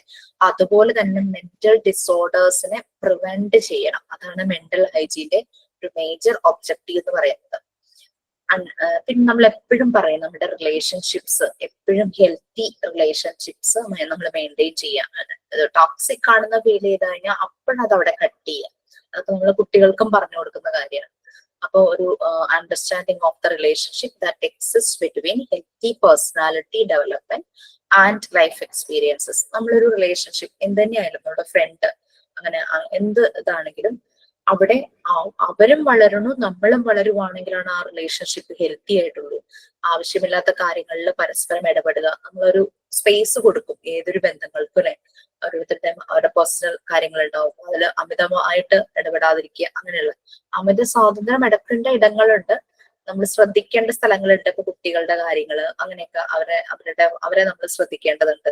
അല്ലെങ്കിൽ അവർക്ക് എന്തെങ്കിലും ഒരു കൺഫ്യൂഷൻ വന്ന് അവര് ചെയ്യുന്ന കാര്യങ്ങൾ ശരിയല്ലാതെ പോയാലോ, അപ്പൊ അതൊക്കെയുണ്ട്, അതൊക്കെ നമ്മൾ ശ്രദ്ധിക്കണം. അങ്ങനെ ഒരു പേഴ്സണാലിറ്റി ഡെവലപ്മെന്റും ലൈഫ് എക്സ്പീരിയൻസും നല്ല രീതിയിൽ പോകുന്ന രീതിയിലുള്ള റിലേഷൻഷിപ്പാണ് വേണ്ടത്. അതാണ് മെന്റൽ ഹൈജീന് വേണ്ടത്. നമ്മൾ അതുപോലെ തന്നെ പറഞ്ഞു ഹ്യൂമൻ വെൽഫെയർ ആണ് കെയർ ഓഫ് മെന്റൽ ഹെൽത്ത്. സെൽഫും മറ്റുള്ളവരുടെയും ഗ്രൂപ്പിന്റെയും മെന്റൽ ഹെൽത്ത് നമ്മൾ കെയർ ചെയ്യണം. പിന്നെ പലപ്പോഴും മെന്റൽ ഹെൽത്ത് ഇപ്പം ചില സമയത്ത് മെഡിസിൻസ് എടുക്കേണ്ടതായിട്ടുള്ള ഒരു സ്റ്റേജിലേക്ക് വരുമ്പോൾ discovery and application of medicinal measures. പിന്നെ നമുക്ക് ചെയ്യാവുന്ന ഒരു കാര്യം, ഇപ്പൊ ഡിസീസ് എയിൽമെന്റ് എന്ന് പറഞ്ഞാൽ ഡിസീസ് മെന്റൽ ഡിസീസ് പോലെ വരുമ്പോഴാണ് അതിനെ ക്യൂർ ചെയ്യാൻ സംടൈംസ് ഇതുപോലുള്ള മെഡിക്കേഷൻസ് വേണ്ടി വരും. അപ്പൊ കുറച്ചു കാലം കഴിക്കേണ്ടി വരും, ചിലപ്പോൾ ഇത്തിരി കഴിക്കുമ്പോഴേക്കും അത് ശരിയാകും. പിന്നെ നമ്മൾക്ക് ചെയ്യാവുന്ന ആക്ടിവിറ്റീസ് ഉണ്ടല്ലോ, മെഡിറ്റേഷൻ, യോഗ, അങ്ങനെയുള്ള കാര്യങ്ങളെല്ലാം ചെയ്യാം. ആക്ടിവിറ്റീസ് ഏതെങ്കിലും ഗ്രൂപ്പുമായിട്ട് ചേർന്ന് ചെയ്യാൻ പറ്റുന്ന താല്പര്യമുള്ളതാണെങ്കിൽ അങ്ങനെ പോകാം. അങ്ങനെയാണ് നമ്മളുടെ മെന്റൽ ഹെൽത്ത് മെയിൻറ്റെയിൻ ചെയ്യുന്ന രീതിയിലുള്ള ഡെയിലി ആക്ടിവിറ്റീസ്, മെന്റൽ ഹെൽത്തിനെ സപ്പോർട്ട് ചെയ്യുന്നതും മെയിൻറ്റെയിൻ ചെയ്യുന്നതുമായിട്ടുള്ള ഡെയിലി ആക്ടിവിറ്റീസ് നമുക്ക് പ്രാക്ടീസ് ചെയ്യാനായിട്ട് പറ്റും. നമ്മൾ ഇത്രയും കാര്യങ്ങൾ പറഞ്ഞു. സ്കൂളിൽ ഇതിന്റെ ഇമ്പോർട്ടൻസ് ആണ് need for mental hygiene in schools. സ്കൂളിൽ ഇതിന്റെ ഇപ്പൊ കൂടുതലായിട്ട് ഇതില് മെന്റൽ ഹെൽത്തിൽ നല്ല രീതിയിൽ ആക്ടിവിറ്റീസ് ഒക്കെ നടക്കുന്നു പണ്ടത്തെക്കാളും. കാരണം കുട്ടികളിലാണ് ഇത് കൂടുതൽ ഇഷ്യൂസ്, അവരുടെ mental health and mental hygiene ആണ് ഭയങ്കരമായിട്ട് താഴേക്ക് പോകുന്നത്. ഞാനൊരു അഡൽട്ടിന്റെ കാര്യം പറഞ്ഞല്ലോ. അപ്പൊ ആ ഒരു സമയങ്ങളിൽ പലപ്പോഴും ഈ ഒരു അഡോളസൻസ് ഒക്കെ വരുമ്പോഴേക്കും പലപ്പോഴും കുട്ടികൾക്ക് പല രീതിയിലുള്ള ഇഷ്യൂസ് വരും, അവർക്ക് പല കൺഫ്യൂഷൻസ് വരും, ശരിയോ തെറ്റോ എന്നുള്ളത് മനസ്സിലാക്കാൻ പറ്റാത്ത പല സിറ്റുവേഷൻസ് ഒക്കെ വരും. അങ്ങനെ വരുമ്പോൾ മെന്റൽ ഹൈജീന്റെ ഇമ്പോർട്ടൻസ് മെന്റൽ ഹെൽത്തിന്റെ സ്കൂളിൽ അതെന്താണെന്നാണ് നെക്സ്റ്റ് ടോപ്പിക് വരുന്നത്. അത് റീഡ് ചെയ്യാൻ പറ്റുന്ന ആരെങ്കിലും ഉണ്ടെങ്കിൽ ഒന്ന് റീഡ് ചെയ്തോളൂ കേട്ടോ. ഈ ഒരു paragraph, need for mental hygiene in schools. നമ്മുടെ ഏതൊരു കമ്മ്യൂണിറ്റിയിലാണെങ്കിലും മെന്റൽ ഹെൽത്തും മെന്റൽ ഹൈജീനും ഇമ്പോർട്ടൻസ് തന്നെയാണ്. പക്ഷെ കുഞ്ഞുങ്ങളിൽ അത് നമുക്കറിയില്ല. കുട്ടികളുടെ പ്രശ്നങ്ങൾ നമ്മൾ അവരോട് സംസാരിച്ച് വരുമ്പോഴാണ് പലതും മനസ്സിലാവുക. പലപ്പോഴും എല്ലാം കഴിഞ്ഞ് സോഷ്യൽ മീഡിയയിലോ ന്യൂസ് ചാനലിലോ നമുക്ക് സഹിക്കാൻ പറ്റാത്ത ന്യൂസ് ആയിട്ട് വരുമ്പോഴായിരിക്കും കുട്ടി അത്രയും അനുഭവിച്ചിരുന്നു എന്ന് നമ്മൾ മനസ്സിലാക്കുക. കുട്ടി അത്രയും ആയിട്ട് ടോർച്ചർ അനുഭവിച്ചുകൊണ്ടിരിക്കുവായിരുന്നു എന്നൊക്കെ നമുക്ക് മനസ്സിലാകുമ്പോഴാണ്. കറക്റ്റ് സമയത്ത് ഒരു സപ്പോർട്ട്, ഒരു ഹാൻഡ് കിട്ടുമ്പോൾ അത് അവരെ ഇങ്ങനെ പൊക്കിക്കൊണ്ടുവരാനായിട്ട് പറ്റും. ഓക്കെ, റീഡ് ചെയ്തോളൂ. Need for mental hygiene in schools. Need for mental hygiene in schools. The major incidents of extensive social problems like indiscipline, delinquent behavior, truancy, suicide, underachievement, running away from school, etc. Among school children calls for practicing mental hygiene in schools. Often the school is itself a source of maladjustment, lack of friendliness on the part of the teacher, overemphasis on school marks, teachers, partially fears of failure, excess homework, heavy curriculum, etc. cause mental tensions and fear in children. The mental hygiene practice helps the teachers to change their angle of vision so that the school surroundings become good for the health development of the students. Okay, good. എന്തുകൊണ്ടാണ് സ്കൂളിൽ ഇതിന്റെ importance എന്ന് പറയുന്നത് അല്ലെ? ഇപ്പോഴത്തെ കാലത്ത് കുറെയൊക്കെ നല്ല ഡിഫറൻസ് വന്നു എന്ന് തോന്നുന്നു. ടീച്ചേഴ്സ് പാർഷ്യലി അല്ല, പാർഷ്യാലിറ്റി ആണ് കേട്ടോ ഇവിടെയാണ് സ്പെല്ലിംഗ് മിസ്സായത്. പാർഷ്യാലിറ്റി പലപ്പോഴും ഗ്രേഡ്, സ്കൂൾ മാർക്സ്, അതിന് ഇമ്പോർട്ടൻസ് എംഫസൈസ് കൊടുക്കുന്നു. അപ്പൊ ഭയങ്കര സ്ട്രെസ് വരുന്നു കുട്ടികളിൽ. നമ്മള് എന്താ പറയാ, കോട്ട സൂയിസൈഡിനെ പറ്റി കേട്ടിട്ടുണ്ടോ നിങ്ങള്? രാജസ്ഥാനിലെയും എന്താ പറയാ, നീറ്റും എഞ്ചിനീയറിംഗ് അതിന്റെ എൻട്രൻസിന് വേണ്ടിയിട്ട് കുട്ടികൾ ചേരുന്നതും അവർ ഭയങ്കര സ്ട്രെസ്സിലാവുന്നതും കുറെ കുട്ടികൾ സൂയിസൈഡ് ചെയ്യുന്നു. സ്ട്രെസ് അവർക്ക് മാനേജ് ചെയ്യാൻ പറ്റാതെ, അങ്ങനെ കുറെ ഇഷ്യൂസ് ഒക്കെ അവിടെ നടക്കുന്നുണ്ട് നമ്മുടെ നാട്ടിൽ അവിടെ ആയിട്ടും. പലപ്പോഴും ഈ കുട്ടിക്ക് ഒരു ഗിൽട്ടി ഫീലിംഗ് വരാം, ഷൈ, ട്രാൻസി ഫെയിലിയർ ടു, അതായത് ഫെയിലിയർ പലപ്പോഴും കുട്ടികൾക്ക് താങ്ങാൻ പറ്റില്ല. റിസൾട്ട് വരുന്നതിന് മുമ്പ് സൂയിസൈഡ് ചെയ്ത കേസുകളൊക്കെ നമ്മൾ കണ്ടിട്ടുണ്ട്. തോറ്റു പോകുമെന്ന് പേടിച്ചിട്ട് ഓടിപ്പോയി സൂയിസൈഡ് ചെയ്യുന്നു, അങ്ങനെയുള്ള കേസസ്. പിന്നെ അച്ചീവ്മെന്റ് കിട്ടാതെ വരിക, അങ്ങനെ പലപ്പോഴും സ്കൂളിൽ നിന്ന് ഓടിപ്പോവുക, അങ്ങനത്തെ കേസസ്. എവിടെയെങ്കിലും പോയി സ്കൂളിലേക്കാന്ന് പറഞ്ഞ് വീട്ടിൽ നിന്ന് ഇറങ്ങും, എവിടെയെങ്കിലും പോയിരിക്കും, സ്കൂളിൽ വരില്ല, സ്കൂൾ ടൈം കഴിയുമ്പോഴേക്കും. അങ്ങനെയൊക്കെ പല പല രീതിയിലും കുട്ടികൾ ബിഹേവ് ചെയ്യുന്നതൊക്കെ നമ്മൾ കേട്ടിട്ടുണ്ടായിരിക്കും. പിന്നെ ഇമോഷണൽ ഇൻസ്റ്റെബിലിറ്റി, പലപ്പോഴും അവർക്കാരുടെ ഇമോഷൻസ് അത് ഇൻസ്റ്റേബിലിറ്റി അതായിരിക്കും, അങ്ങനത്തെ കേസസ് വരാം. ടീച്ചർ സൈഡിൽ നിന്ന് ഫ്രണ്ട്ലി ആയിട്ടുള്ള ഒരു അപ്രോച്ച്, കുട്ടികൾ ആ ഒരു ഏജിൽ, അഡോളസന്റ് ഏജ് എന്ന് പറഞ്ഞു കഴിഞ്ഞാൽ അവർക്കൊരു ഫ്രണ്ട്ലി അപ്രോച്ചാണ് താല്പര്യം കൂടുതൽ. അങ്ങനെ ഫ്രണ്ട്ലി ആയിട്ടുള്ള ഒരു അപ്പാർട്ട് ടീച്ചർ സൈഡിൽ നിന്ന് കിട്ടാതെ വരിക, പാർഷ്യാലിറ്റി, ഫെയിലിയർ ആകൂ എന്നുള്ള പേടി, ഹോംവർക്ക് കൂടുതൽ, ഹെവി കരിക്കുലം, സിലബസ് തീരാതിരിക്കുക, അത്രമാത്രം സിലബസ്. അപ്പൊ മെന്റൽ ടെൻഷനും പേടിയും എല്ലാം കുട്ടികളിൽ ഉണ്ടാവും. പിന്നെ വീട്ടിൽ നിന്ന് പ്രഷർ ഉണ്ടെങ്കിൽ പേടിപ്പിക്കലും, മാർക്ക് കുറയുമ്പോൾ വീട്ടിൽ നിന്നുള്ള പേടിപ്പിക്കലും കാര്യങ്ങളൊക്കെ ഉണ്ടാവുമ്പോ അതിന്റെ ഒരു ടെൻഷൻ. അപ്പൊ അതുകൊണ്ട് സ്കൂളില് മെന്റൽ ഹെൽത്തും വളരെ ഇമ്പോർട്ടന്റ് ആണ്. അപ്പൊ അത് ഫസ്റ്റ് ഒരു അവയർനെസ് ടീച്ചർമാർക്ക് കിട്ടും.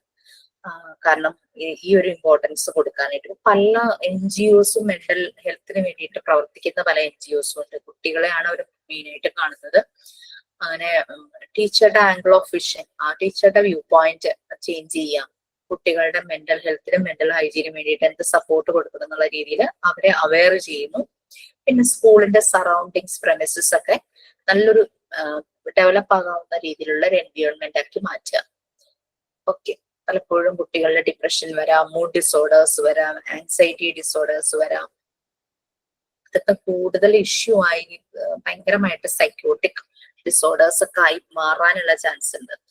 ചിലതൊക്കെ കോമൺ ആണ്, ക്യൂർ ചെയ്യാൻ പറ്റില്ല, പക്ഷെ എഫക്റ്റ് കുറച്ച് കൊണ്ടുവരാം. ഇപ്പൊ ബൈപോളാർ ഡിസോർഡർ അങ്ങനെയുള്ള കാര്യങ്ങളൊക്കെ വരുമ്പോൾ ട്രീറ്റ്മെന്റ് കുറെയൊക്കെ ഹെൽപ്പ് ചെയ്യും. ഇതിന്റെ മൂഡ് സ്വിങ്സിന്റെ എപ്പിസോഡ്സിന്റെ എഫക്റ്റ് കുറയ്ക്കാനായിട്ടൊക്കെ. കോസ് എന്ന് പറഞ്ഞു കഴിഞ്ഞാൽ ജനറ്റിക്കലായിരിക്കാം, ജനറ്റിക്കലായിട്ടായിരിക്കാം ചിലപ്പോൾ ഈ പ്രശ്നങ്ങൾ വരുന്നത്. ചിലപ്പോൾ എൻവയോൺമെന്റിന്റെ ഇഷ്യൂ ആയിരിക്കാം, കുട്ടി വളരുന്ന സാഹചര്യം, പിന്നെ ബ്രെയിൻ സ്ട്രക്ചറിന് എന്തെങ്കിലും ഓൾട്ടറേഷൻ സംഭവിച്ചിട്ടുണ്ടെങ്കിൽ, അങ്ങനെയൊക്കെ അങ്ങനെ കുറെ കാര്യങ്ങളൊക്കെ ഇതിനകത്ത് ഉണ്ട്, ഈ ഡിസോർഡേഴ്സ് വരാനുള്ള കാര്യങ്ങൾ. അപ്പൊ നമ്മളിപ്പോ മനസ്സിലാക്കേണ്ടത് സ്കൂളിൽ വളരെ ഇമ്പോർട്ടന്റ് ആണ് mental health and mental hygiene. വീട്ടിലും അതുപോലെ തന്നെ, വീട്ടിലും നമ്മൾ ശ്രദ്ധിക്കണം. എന്നാൽ മാത്രമാണ് കമ്മ്യൂണിറ്റിയിലേക്ക് നല്ലൊരു ഫ്യൂച്ചർ ജനറേഷൻ ഡെവലപ്പ് ചെയ്തു വരുള്ളൂ. അതുകൊണ്ടാണ് നമ്മൾ ഈ ഒരു ടോപ്പിക് നല്ലപോലെ അറിഞ്ഞിരിക്കണം എന്ന് പറയുന്നത്. ഓക്കെ, സോ നെക്സ്റ്റ്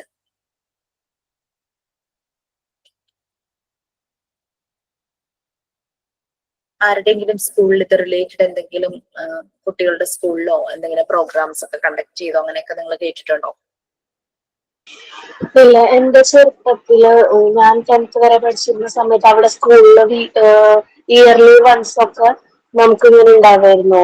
അത് ചിലപ്പോ സ്കൂളിൽ നിന്ന് ഏതെങ്കിലും കൗൺസിലിങ് അങ്ങനെ ഉള്ളവർ വന്നിട്ട് കണ്ടക്ട് ചെയ്യുന്നു. ഞാനൊരു കോൺവെന്റ് സ്കൂളിലാണ് പഠിച്ചത്, അവിടെ വന്ന് കണ്ടക്ട് ചെയ്യുന്നു. ഇല്ലാന്നുണ്ടെങ്കിൽ അവരുടെ തന്നെ സിസ്റ്റേഴ്സ് ഒക്കെ ഉണ്ടാവില്ലേ, സെന്റ് റസസിന്റെ ജൂനിയർ സ്കൂളാണ് ഞങ്ങളുടെ വിദ്യാജ്യോതിയുടെ പേര്.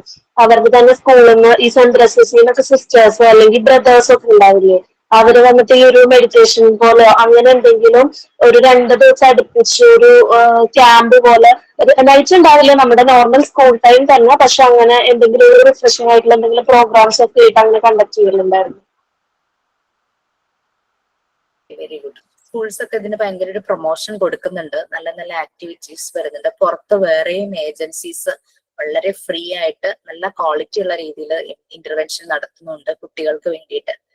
കാരണം ഈ ആഫ്റ്റർ കൊറോണ ഒക്കെ കഴിഞ്ഞപ്പോഴേക്കും കുട്ടികളുടെ മെന്റൽ ഹെൽത്ത് ഒക്കെ ഭയങ്കരമായിട്ട് താഴേക്ക് വന്നു. ഇമോഷണൽ ഇൻസ്റ്റെബിലിറ്റി ആയി, അങ്ങനെയൊക്കെ ഓരോ ഇഷ്യൂസ് ഒക്കെ വന്നു. കൊറോണ ടൈം വന്നതിന് ശേഷമാണ് ഈ ഒരു പ്രശ്നങ്ങളൊക്കെ കൂടുതലായിട്ട് കണ്ടു തുടങ്ങിയത്. മറ്റേതെന്ന് വെച്ചാൽ ഒറ്റപ്പെട്ട സംഭവങ്ങളൊക്കെ ഉണ്ടായിരുന്നുള്ളൂ. ഇതൊരു ഗ്രൂപ്പ് ഓഫ് കുട്ടികളിലാണ് ഭയങ്കര ചേഞ്ചസും പ്രശ്നങ്ങളൊക്കെ വന്നത്. അതാണ് സ്കൂളുകളിൽ ഇതിന്റെ ഇമ്പോർട്ടൻസ് വളരെയധികം ഉണ്ടെന്നുള്ളത്. Next mental health and mental hygiene. അതൊന്നുകൂടെ നമ്മൾ ഡീറ്റെയിൽ ആയിട്ട് നോക്കുവാണ്. മെന്റൽ ഹെൽത്തിനെ കുറിച്ചാണ് ഇതിൽ പറയുന്നത്. സോ അത് ഒന്ന് വായിച്ചു നോക്കൂ. ആരാ റീഡ് ചെയ്യാം? മാം, ഞാൻ വായിക്കാം. Yes. Mental health and mental hygiene. Mental health is the science that deals with the care and promotion of mental health as well as the prevention of mental ill health. The aim of mental hygiene is to try to achieve better mental health. Mental health is a process of continuous adjustments to the environment by the individual. Mental hygiene is the means of attaining healthy personal and social adjustment. According to Kurtz and Mosley, mental is the ability to adjust satisfactorily to the various strains of the environment we meet in life, and mental hygiene is the means we take to assure this adjustment. In short, mental hygiene is the means we take to assure this adjustment. In short, mental hygiene and mental health may be differentiated as means and ends. Mental hygiene is a means to make people conscious of mental health. It provides means and measures to attain mental health. Okay, ആ ഒരു പാരഗ്രാഫിലും നിങ്ങൾക്ക് കാണാം. അത് രണ്ട് ഇതുപോലെ തന്നെ സൈക്കോളജിസ്റ്റുകളാണ്, ഓതറാണ്. കട്ട്സ് ആൻഡ് മോസ്ലി എന്ന് പറഞ്ഞു കണ്ടോ? ഏകദേശം according to Cutts and Moseley അവരും സൈക്കോളജിസ്റ്റുകളാണ്, ഓതേഴ്സ് ആണ്. ബുക്സ് എല്ലാം എഴുതിയിട്ടുണ്ട് അബൌട്ട് സൈക്കോളജി, മെന്റൽ ഹെൽത്ത് എല്ലാം. അവിടെ according to Cutts and Moseley എന്നുള്ള ആ ഏകദേശം മിഡിലാണ് ആ ഒരു sentence. According to Cutts and Moseley mental health ഒന്ന് ആഡ് ചെയ്തേക്ക്. മെന്റൽ ഹെൽത്ത്, മെന്റൽ എന്ന് മാത്രമേ അവിടെ ഉള്ളൂ. Mental health is the ability. ഞാൻ പാരഗ്രാഫ് വായിക്കുന്നതിന് മുമ്പ് പറയണമെന്ന് വെച്ച് വിട്ടുപോയി. ക്ലിയർ ആയല്ലോ? According to Cutts and Moseley mental health എന്നുള്ള വേർഡും കൂടി ഉണ്ട്, അതും കൂടി ഒന്ന് നോട്ട് ചെയ്ത് വെച്ചോളൂ. അപ്പൊ മെന്റൽ ഹെൽത്ത് ഒരു സയൻസ് ആണ് that deals with the care and promotion of mental health as well as the prevention of mental ഇൽ ഹെൽത്ത്. കഴിഞ്ഞ ദിവസം നമ്മൾ പറഞ്ഞു മെന്റൽ ഇൽനെസ്സും മെന്റൽ ഇൽ ഹെൽത്തും. മെന്റൽ ഇൽ ഹെൽത്ത് മാറണമെങ്കിൽ അവനവൻ തന്നെ വിചാരിക്കണം. But if we get correct awareness you won't do like that. അങ്ങനെ റിപ്പീറ്റ് ചെയ്യില്ല അവര്. അങ്ങനെ ഞാനത് പറയുന്നത് മോശമാണെന്ന് നെഗറ്റീവായിട്ട് എപ്പോഴും സംസാരിക്കുന്നു. ഒരാൾ എന്തെങ്കിലും ഒരു കാര്യം ചെയ്തു, അവനത് ചെയ്താൽ ശരിയൊന്നും ആവില്ല, അതൊന്നും ശരിയൊന്നും. ഒരാൾ പഠിച്ച് ഒരു പൊസിഷനിലെത്തി, അവന് തട്ടിപ്പും വെട്ടിപ്പും വെച്ച് അങ്ങനെയൊക്കെ ഒരു നെഗറ്റീവ് പറയുന്ന ആൾക്കാരില്ല. That is mental health. So അതും പ്രിവെന്റ് ചെയ്യാനായിട്ട് പറ്റുന്നതാണ് പറയുന്നത്. ആ ഒരു സയൻസ്, ആ കറക്റ്റ് കെയറും ആ ഒരു അവയർനെസ് കറക്റ്റ് കിട്ടും. മെന്റൽ ഹൈജീൻ, നമ്മളിപ്പോ നമ്മുടെ ശരീരം നല്ല ഹൈജീനായിട്ട് അല്ലെങ്കിൽ നമ്മുടെ പരിസരം ഹൈജീനായിട്ട് സൂക്ഷിക്കുന്ന എന്തിനാ? അസുഖങ്ങൾ വരാതെ പ്രിവെന്റ് ചെയ്യാനായിട്ട്, നമ്മളുടെ ഹെൽത്ത് നന്നാവാൻ വേണ്ടിയിട്ട്. സിമിലർലി മെന്റൽ ഹൈജീനും try to achieve better mental health. Physical hygiene ആകുന്നത് നല്ല ഹെൽത്തി ആയിട്ട് നമ്മൾ ആയിരിക്കാനാണ്. അതുപോലെ തന്നെ മെന്റൽ ഹൈജീൻ ആവുന്നത് നല്ല മെന്റൽ ഹെൽത്ത് ആവാൻ വേണ്ടിയിട്ടാണ്. മെന്റൽ ഹെൽത്ത് എന്ന് പറയുന്നത് it is a process of continuous adjustment to the environment by the individual. ഇതിന്റെ മീനിങ് കോംപ്രമൈസ് ചെയ്യുക, അഡ്ജസ്റ്റ് ചെയ്യുക എന്നുള്ളതല്ല. നമ്മൾ ആരെന്ത് പറഞ്ഞാലും സഹിച്ച് ക്ഷമിച്ച് അതല്ല ഉദ്ദേശിക്കുന്നത്. ബട്ട് നമ്മളുടെ എൻവയോൺമെന്റുമായിട്ട് നല്ല രീതിയിൽ നമുക്ക് പൊരുത്തപ്പെട്ടു പോകാനായിട്ട് പറ്റണം. ദാറ്റ് ഇസ് ആ ഒരു പ്രോസസ്സാണ് മെന്റൽ ഹെൽത്ത് എന്ന് പറയുന്നത്. മെന്റൽ ഹൈജീൻ എന്ന് പറയുന്നത് ആ ഒരു healthy personal and social adjustment, അതിന്റെ ഒരു മീൻസ്. അതായത് ഒന്ന് വഴി, അങ്ങനെ മീൻസ് ആൻഡ് പറയുന്നുണ്ടല്ലോ, means and ends. Mental hygiene and mental health may be differentiated as means and ends. Mental hygiene എന്ന് പറയുന്നത് മെന്റൽ ഹെൽത്തിലേക്ക് എത്താനുള്ള ഒരു മീൻസും റിസൾട്ട് എൻഡ് എന്ന് പറയുന്നത് മെന്റൽ ഹെൽത്തും. മീൻസ് ആൻഡ് എൻഡ്സ് ആയിട്ട് മെന്റൽ ഹൈജീനെ നമുക്ക് പറയാം. What we use to do, what we aim to do. Means എന്ന് പറയുന്നത് നമുക്കൊരു ലക്ഷ്യം കണ്ടുപിടിക്കാനായിട്ട് നമ്മൾ എടുക്കുന്ന മാർഗം, അതാണ് മീൻസ്. നമ്മൾ എന്താണോ എയിം ചെയ്തിരിക്കുന്നത് അതിലേക്ക് എത്തുന്നതാണ് ആ ഒരു എൻഡ് എന്ന് പറയുന്നത്. ഇവിടെ നമ്മുടെ മീൻസ്, നമ്മൾ നല്ല മെന്റലി നല്ല ഹൈജീൻ ആയിരിക്കുക, ദാറ്റ് ഈസ് എ മീൻസ്, നമ്മുടെ മാർഗം, നമ്മുടെ ലക്ഷ്യം, നമ്മൾ എന്താണ് എയിം ചെയ്യുന്നത്, that is end, that is mental health. അതാണ് അവിടെ പറയുന്ന മീൻസ് ആൻഡ് എൻഡ്സ് എന്ന് പറയുന്നത്. Mental hygiene is the means we take to assure this adjustment. എൻവയോൺമെന്റുമായിട്ട് നമ്മൾ പൊരുത്തപ്പെടാൻ വേണ്ടി നമ്മൾ എടുക്കുന്ന മീൻസ് ആണ്, മാർഗമാണ് മെന്റൽ ഹൈജീൻ എന്ന് പറയുന്നത്. അങ്ങനെ എൻവയോൺമെന്റുമായി പൊരുത്തപ്പെട്ട് കഴിയുമ്പോൾ എൻഡ് റിസൾട്ട് ആയിട്ട് നമുക്ക് കിട്ടുന്നതാണ് മെന്റൽ ഹെൽത്ത്. ക്ലിയർ ആയോ? മീൻസ് ആൻഡ് എൻഡ്സ് നമ്മൾ പറഞ്ഞു. മെന്റൽ ഹെൽത്ത് എന്ന് പറഞ്ഞു കഴിഞ്ഞാൽ എൻവയോൺമെന്റുമായി നമ്മൾ അഡ്ജസ്റ്റഡ് ആയി വരുന്നു. ദാറ്റ് ഡസന്റ് മീൻ ദാറ്റ് നമ്മൾ ആരെന്ത് പറഞ്ഞാലും സഹിച്ച് ക്ഷമിച്ച് കോംപ്രമൈസ് ചെയ്യാന്നുള്ളതല്ല. നമ്മളുടെ സാറ്റിസ്ഫാക്ടറി പെർഫോമൻസിന് വേണ്ടിയിട്ട് നമ്മൾ എൻവയോൺമെന്റുമായി പൊരുത്തപ്പെട്ടു പോകും. ഇപ്പൊ ഞാനിവിടെ ക്ലാസ് എടുക്കുക, പെട്ടെന്ന് ഫാൻ സ്റ്റോപ്പായി പോയി, ചൂട്. അപ്പൊ ഞാൻ പക്ഷെ എനിക്ക് ക്ലാസ് കണ്ടിന്യൂ ചെയ്യണം, കാരണം എന്റെ മുമ്പിൽ നിങ്ങൾ ഇരിക്കുവാണ്, എനിക്ക് ക്ലാസ്സിന്റെ ടൈമിൽ തീർക്കാൻ പറ്റുള്ളൂ. സോ ഞാൻ ആ ചൂടിനെ, ഉഷ്ണേന ശാന്തി നമ്മൾ പറയുന്നത്, അതുമായിട്ട് ഞാൻ അഡ്ജസ്റ്റഡ് ആയി. അല്ലെങ്കിൽ നമ്മളൊരു വിശറി എടുത്ത് ഇങ്ങനെ വീശിക്കൊണ്ടിരിക്കും, നിങ്ങൾക്ക് ഡിസ്റ്റർബൻസ് ആകാത്ത രീതിയിൽ ഞാൻ എന്റെ ആ ഭയങ്കരമായിട്ടുള്ള ചൂട് ഞാൻ കുറയ്ക്കാനായിട്ട് നോക്കും. So I am adjusting with the environment to make the class nice. ആ ഒരു രീതിയിൽ ക്ലാസ്സിന് ഡിസ്റ്റർബൻസ് ഉണ്ടാകാതിരിക്കാനായിട്ട് ഞാൻ അഡ്ജസ്റ്റ് ചെയ്തു. എന്നെ താഴെ വന്ന ഒരാൾ ബെല്ലടിക്കാന്ന് വെച്ചു, ബട്ട് എനിക്ക് ക്ലാസ് എടുക്കണം, എനിക്ക് തോന്നുവാണ് you people can understand that. അപ്പൊ ഞാൻ നിങ്ങളോട് പറയാണ്, 1 സെക്കൻഡ് ഞാൻ ഒന്ന് പോയി നോക്കിയിട്ട് വരാം. സോ നിങ്ങൾ ആ ഓക്കെ ആയിട്ട് നിങ്ങളത് അക്സെപ്റ്റഡ് ചെയ്യാനായിട്ടിരിക്കുവാണെങ്കിൽ, സോ ദാറ്റ് മീൻസ് നമ്മുടെ രണ്ടുപേരുടെയും മെന്റൽ ഹെൽത്ത്, നമ്മുടെ രണ്ട് കൂട്ടരുടെയും മെന്റൽ ഹെൽത്തിന്റെ ലെവൽ നമ്മൾ പൊരുത്തപ്പെടും. നിങ്ങളും ആ സിറ്റുവേഷനുമായിട്ട് അഡ്ജസ്റ്റഡ് ആയി, ഞാനും ആ സിറ്റുവേഷനുമായിട്ട് അഡ്ജസ്റ്റഡ് ആയി. ബട്ട് എനിക്ക് അങ്ങനെ ചെയ്യാൻ പറ്റാത്തൊരു സെഷനാണ്, എനിക്ക് അങ്ങനെ പോവാൻ പറ്റിയില്ല. സോ എനിക്ക് അതുമായിട്ട് അഡ്ജസ്റ്റഡ് ആവാൻ പറ്റുന്നില്ല.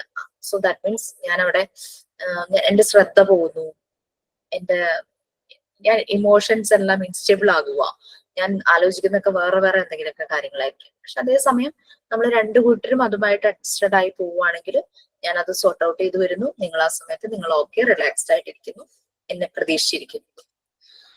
ഓക്കെ, സോ മനസ്സിലായോ? Means and ends. Mean here the means is mental hygiene. നമ്മൾ എടുക്കുന്ന മാർഗം, മെന്റൽ ഹെൽത്തി ആയിട്ടിരിക്കാൻ നമ്മൾ എടുക്കുന്ന ഒരു മാർഗമാണ് ഇവിടെ mental hygiene. And end result, aim, what we aim to, അതാണ് മെന്റൽ ഹെൽത്ത്. അവിടെയും 2 ഓതേഴ്സ് ഉണ്ട്, അവരെയും ഒന്ന് സെർച്ച് ചെയ്ത് നോക്കുക. Cutts and Moseley.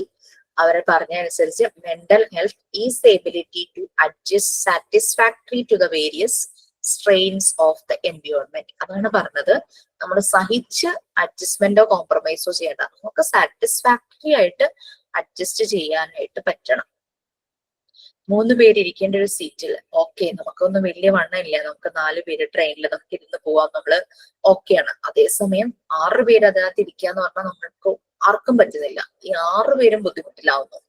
ആ രീതിയിൽ അഡ്ജസ്റ്റ് ചെയ്യേണ്ട, സാറ്റിസ്ഫാക്ടറിലി നമുക്ക് അഡ്ജസ്റ്റ് ചെയ്യാൻ പറ്റുന്ന രീതിയിൽ എൻവയോൺമെന്റുമായിട്ട് സാറ്റിസ്ഫാക്ടറി ആയിട്ട് അഡ്ജസ്റ്റ് ചെയ്യാൻ പറ്റുന്ന എബിലിറ്റി ആണ് മെന്റൽ ഹെൽത്ത് എന്ന് പറയുന്നത്. I think now it's clear. Okay, ഇനി വിശദമായിട്ട് വരുന്നുണ്ട്. അപ്പോ വേറൊരു കുറച്ച് ഡേറ്റാസ് ഞാൻ കളക്ട് ചെയ്ത് വെച്ചിട്ടുണ്ട്, അതും കൂടെ പറഞ്ഞ് നമുക്ക് ഡിസ്കസ് ചെയ്യുമ്പോഴേക്കും നമ്മളുടെ ഈ ഒരു ചാപ്റ്റർ തീരും. ഓക്കെ ഫൈൻ, കുറെ പേരൊക്കെ ഇന്ന് മിസ്സായി. ഓക്കെ, നമുക്ക് നെക്സ്റ്റ് ക്ലാസ്സിൽ കാണാം. ഇനി ഇന്ന ക്ലാസ് ട്യൂസ്ഡേ. ഓക്കെ, ഈ വീക്കെൻഡ് തന്നെ നിങ്ങൾക്ക് റെക്കോർഡ് ഡീറ്റെയിൽസ് കിട്ടും. പിന്നെ ക്രാഫ്റ്റ് ആർട്ട് വർക്കുകൾ ചെയ്യേണ്ടത് നമുക്കൊന്ന് ഷെഡ്യൂൾ ചെയ്യാം.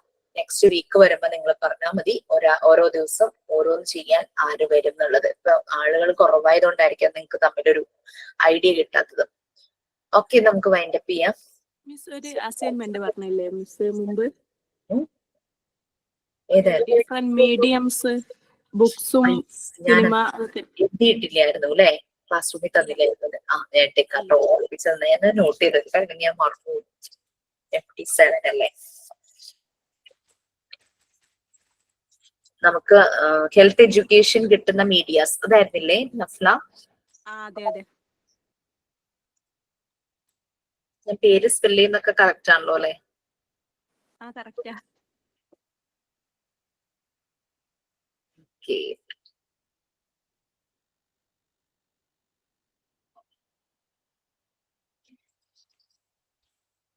നിങ്ങൾ മാക്സിമം ഇതുമായി കണക്ട് ചെയ്യുന്ന പേപ്പർ കട്ടിങ്സോ അങ്ങനെയൊക്കെ നമ്മുടെ ഓരോ ടോപ്പിക്കോ ആയിട്ടുള്ളത് അന്നൊക്കെ തന്നെ ഒന്ന് കളക്ട് ചെയ്ത് വെക്കുക കേട്ടോ. പിന്നത്തേക്ക് വെച്ച് കഴിഞ്ഞാൽ ചിലപ്പോ നടക്കില്ല.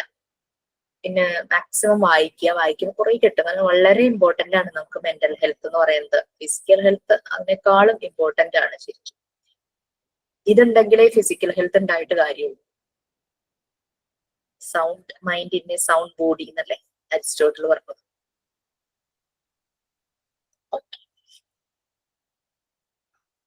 Okay, teacher. Thank you. Thank you. Thank you, ma'am. Thank you so much. Thank you, ma'am. Thank you, ma'am. Bye.